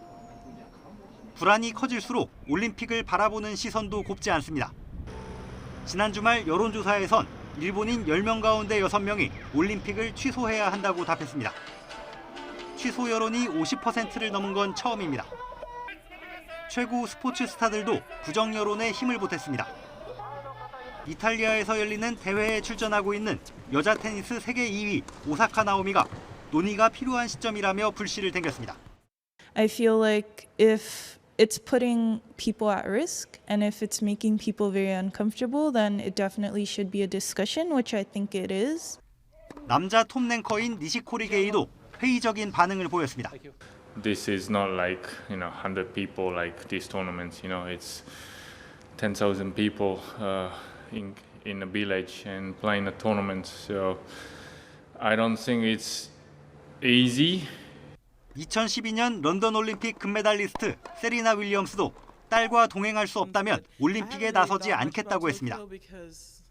IOC는 지난 6일 올림픽 선수단에 화이자 백신을 기부하겠다고 발표하는 등 일본인들을 안심시키는 데 주력하는 모습입니다. 바흐 위원장이 다시 찾을 다음 달까지 부정적인 여론을 돌릴 수 있느냐가 도쿄올림픽의 명운을 결정할 전망입니다. YTN 조성호입니다. 네, 또 일본에선 이번 주에 고령자 백신 접종 예약이 본격적으로 시작이 됐는데 전화 예약이 몰리면서 곳곳에서 불통 사태가 잇따르고 있습니다. 이 소식은 도쿄 이경아 특파원이 전합니다. 백신 접종 예약 시작과 함께 전화벨이 쉬지 않고 울립니다. 予約がすごいいっぱいでして、ちょっとね、なかなか取れる時間帯がないんですよ。今の段階でもう電話の予約が全部いっぱいなんですよ。 인터넷 예약도 할 수 있지만 익숙하지 않은 고령자들은 전화에 몰리고 있습니다. 통화량이 급증하자 통신사들은 예약 통화를 제한하기까지 했는데 연결은 여전히 쉽지 않습니다. ただいま電話が大変混み合ってかかりにくくなっております。いざやってみるとやっぱりがっかりしますね. 현장 접수만 받는 일부 지역은 이른 아침부터 노인들이 길게 줄을 늘어서야 했습니다. 長いこと並んでね、朝早うから来てね、なるしたけど取れてよかったなと思って. 이번 주부터 일본 내 고령자 3,600만 명을 대상으로 한 백신 접종이 본격적으로 시작됐습니다. 스가 총리는 하루 100만 회씩 오는 7월 말까지 고령자 접종을 마치겠다고 공언했지만 근거는 미약합니다. いわゆるインフルエンザの接種というのをこれ日本はやってます。そういう中で60万回ぐらいは平均できているという報告も受けてますので、そうしたことから考えたときに 접종을 시행하는 전국 지자체 상당수는 의료 인력과 접종 장소를 채 확보 못했다며 7월 말 접종을 마치는데 난색을 표하고 있습니다. 아사히 신문은 스가 총리가 하루 100만 회라는 접종 목표를 관계부처와 사전 협의 없이 발표했다며 정부 내 불협화음을 전했습니다. 이 때문에 코로나와 올림픽에 정치 생명이 달린 스가 총리가 백신 접종에 무리한 승부수를 걸었다는 지적이 이어지고 있습니다. 도쿄에서 YTN 이경아입니다. 네, 코로나19 시대가 장기화하면서 애플리케이션을 이용한 간편 결제 시장이 급성장세입니다. 시장에선 카카오페이 등 빅테크 기업이 우위를 점하고 있는데 금융회사들도 뒤늦게 사활을 건 맞불 작전에 나서고 있습니다. 김상우 기자가 취재했습니다. 요즘 현금이나 신용카드가 아닌 다양한 형태의 간편 결제 창구를 만나는 것은 그다지 어렵지 않습니다. 흔히 무슨 페이라는 이름의 결제입니다. 코로나 사태가 장기화하면서 애플리케이션을 통한 간편 결제 시장이 폭풍 성장세입니다. 지난해 간편 결제 이용액은 하루 평균 4,492억 원으로 전년 대비 41.6% 증가했습니다. 2016년 이용 건수는 210만 645억 원으로 4년 만에 건수와 금액이 모두 무려 7배가량 불어났습니다. 서비스 주체별로 보면 카카오페이와 네이버 파이낸셜 등 전자금융업자의 이용액 비중이 45.7%로 가장 높았고 금융회사는 30.4%, 휴대폰 제조사는 23.8% 등의 순입니다. 특히 빅테크 기업이 웹툰과 드라마 등 다양한 볼거리를 바탕으로 이용자를 이른바 가두리 양식에 가두는 방식으로 묶어두면서 성장을 이어가자 금융회사들이 뒤늦게 위기를 감지하고 맞불전에 나서고 있습니다. 하나은행은 게임회사 넷마블과 업무 협약을 맺고 게임과 금융을 연계한 공동 프로모션을 전개하기로 했습니다. 또 계열사별로 여러 개로 분산돼 운영 중인 앱을 오는 11월까지 하나로 합칠 계획입니다. 게임과 접목시켜서 디지털 친화적인 MZ세대를 대상으로 신규 자산관리 서비스를 제공할 예정이고요. 이 서비스는 데이터 분석력 강화를 통해서 외부 제휴를 하고 하반기에 새롭게 선보일 예정입니다. 하나금융처럼 그룹 차원의 통합 결제 플랫폼을 만들어 사용자 붙잡기에 나선 것은 다른 금융 지주사들도 마찬가지입니다. KB금융은 지난해 10월 내놓은 KB페이를 통해 국민은행과 KB증권 등 다른 계열사와 서비스를 연동할 계획이고 신한금융은 신한페이를 출시했고 농협금융도 오런페이 업그레이드 작업을 추진 중입니다. 간편 결제에서 수세에 물린 금융사들, 디지털 서비스의 범용성과 차별성에서 경쟁력을 확보하지 못하면 결국 도태될 것이라는 위기감이 커지면서 이른바 페이 대전은 더욱 가열될 전망입니다. YTN 김상호입니다. 러시아 카잔의 한 학교에서 총기 난사 사건이 발생해 중학생 7명과 교사 1명을 포함해 모두 8명이 사망했습니다. 김원배 기자의 보도입니다. 총기 난사 사건이 발생한 러시아 카잔의 175번 학교 학생들이 건물 밖으로 달려나오고 있습니다. AP통신에 따르면 이번 총기 난사로 학생 7명과 교사 1명 등 8명이 사망하고 20여 명이 부상했다고 러시아 관리들이 밝혔습니다. 숨진 학생들은 남학생 4명과 여학생 3명으로 모두 8학년생, 우리나라로 치면 중학생들입니다. Один взрыв, два, может один, ну хлопок такой сильный был. Вообще этот, мы подпрыгнули, обычно вот думаем, что вот КамАЗ когда приезжает, вот хлопает этим, такой вот, а потом уже когда вот услышали сирены, все этот, выбежали мы сюда. 현지 관리들은 19살의 용의자를 체포해 조사하고 있다고 밝혔습니다. 블라디미르 푸틴 러시아 대통령은 이번 총기 난사 사건을 접한 뒤 총기 통제 법규를 재검토하겠다고 밝혔습니다. 총격 사건이 발생한 카잔은 러시아 수도 모스크바에서 동쪽으로 820km 떨어져 있으며 국제 스포츠 대회가 많이 열리는 도시입니다. 2018년 러시아 월드컵에 출전한 우리나라 축구 대표팀이 독일과 조별리그 마지막 경기를 벌여 2대0으로 승리한 곳입니다. 이슬람을 믿는 타타르인들이 다수를 차지하며 러시아 연방 타타르스탄 공화국의 수도입니다. YTN 김원배입니다.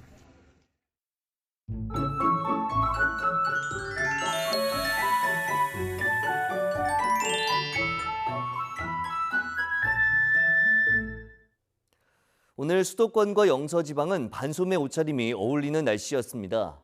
기온이 크게 오르면서 초여름처럼 더웠는데 내일은 서쪽 대부분 지역에서 때이른 더위가 나타나겠습니다.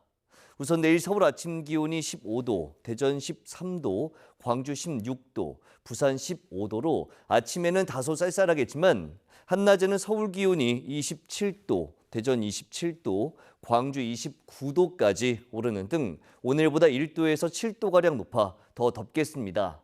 반면 동해안은 속초 18도, 포항 19도에 머무는 등 오늘과 비슷한 수준을 보이며 선선하겠습니다. 내일은 대체로 구름 많다가 낮부터 맑은 하늘이 드러나겠습니다. 다만 충청 이남에는 오후까지 돌풍이 불겠고 제주도에는 매우 강한 바람과 함께 저녁까지 5에서 20mm의 비가 오겠습니다. 피해 없도록 시설물 관리와 안전사고에 각별히 유의해 주시기 바랍니다. 때이른 더위는 일요일부터 월요일 사이 전국에 비가 내리면서 누그러질 전망입니다. 날씨 정보였습니다. 네, 이상으로 뉴스나이트 마치겠습니다. 여러분 고맙습니다.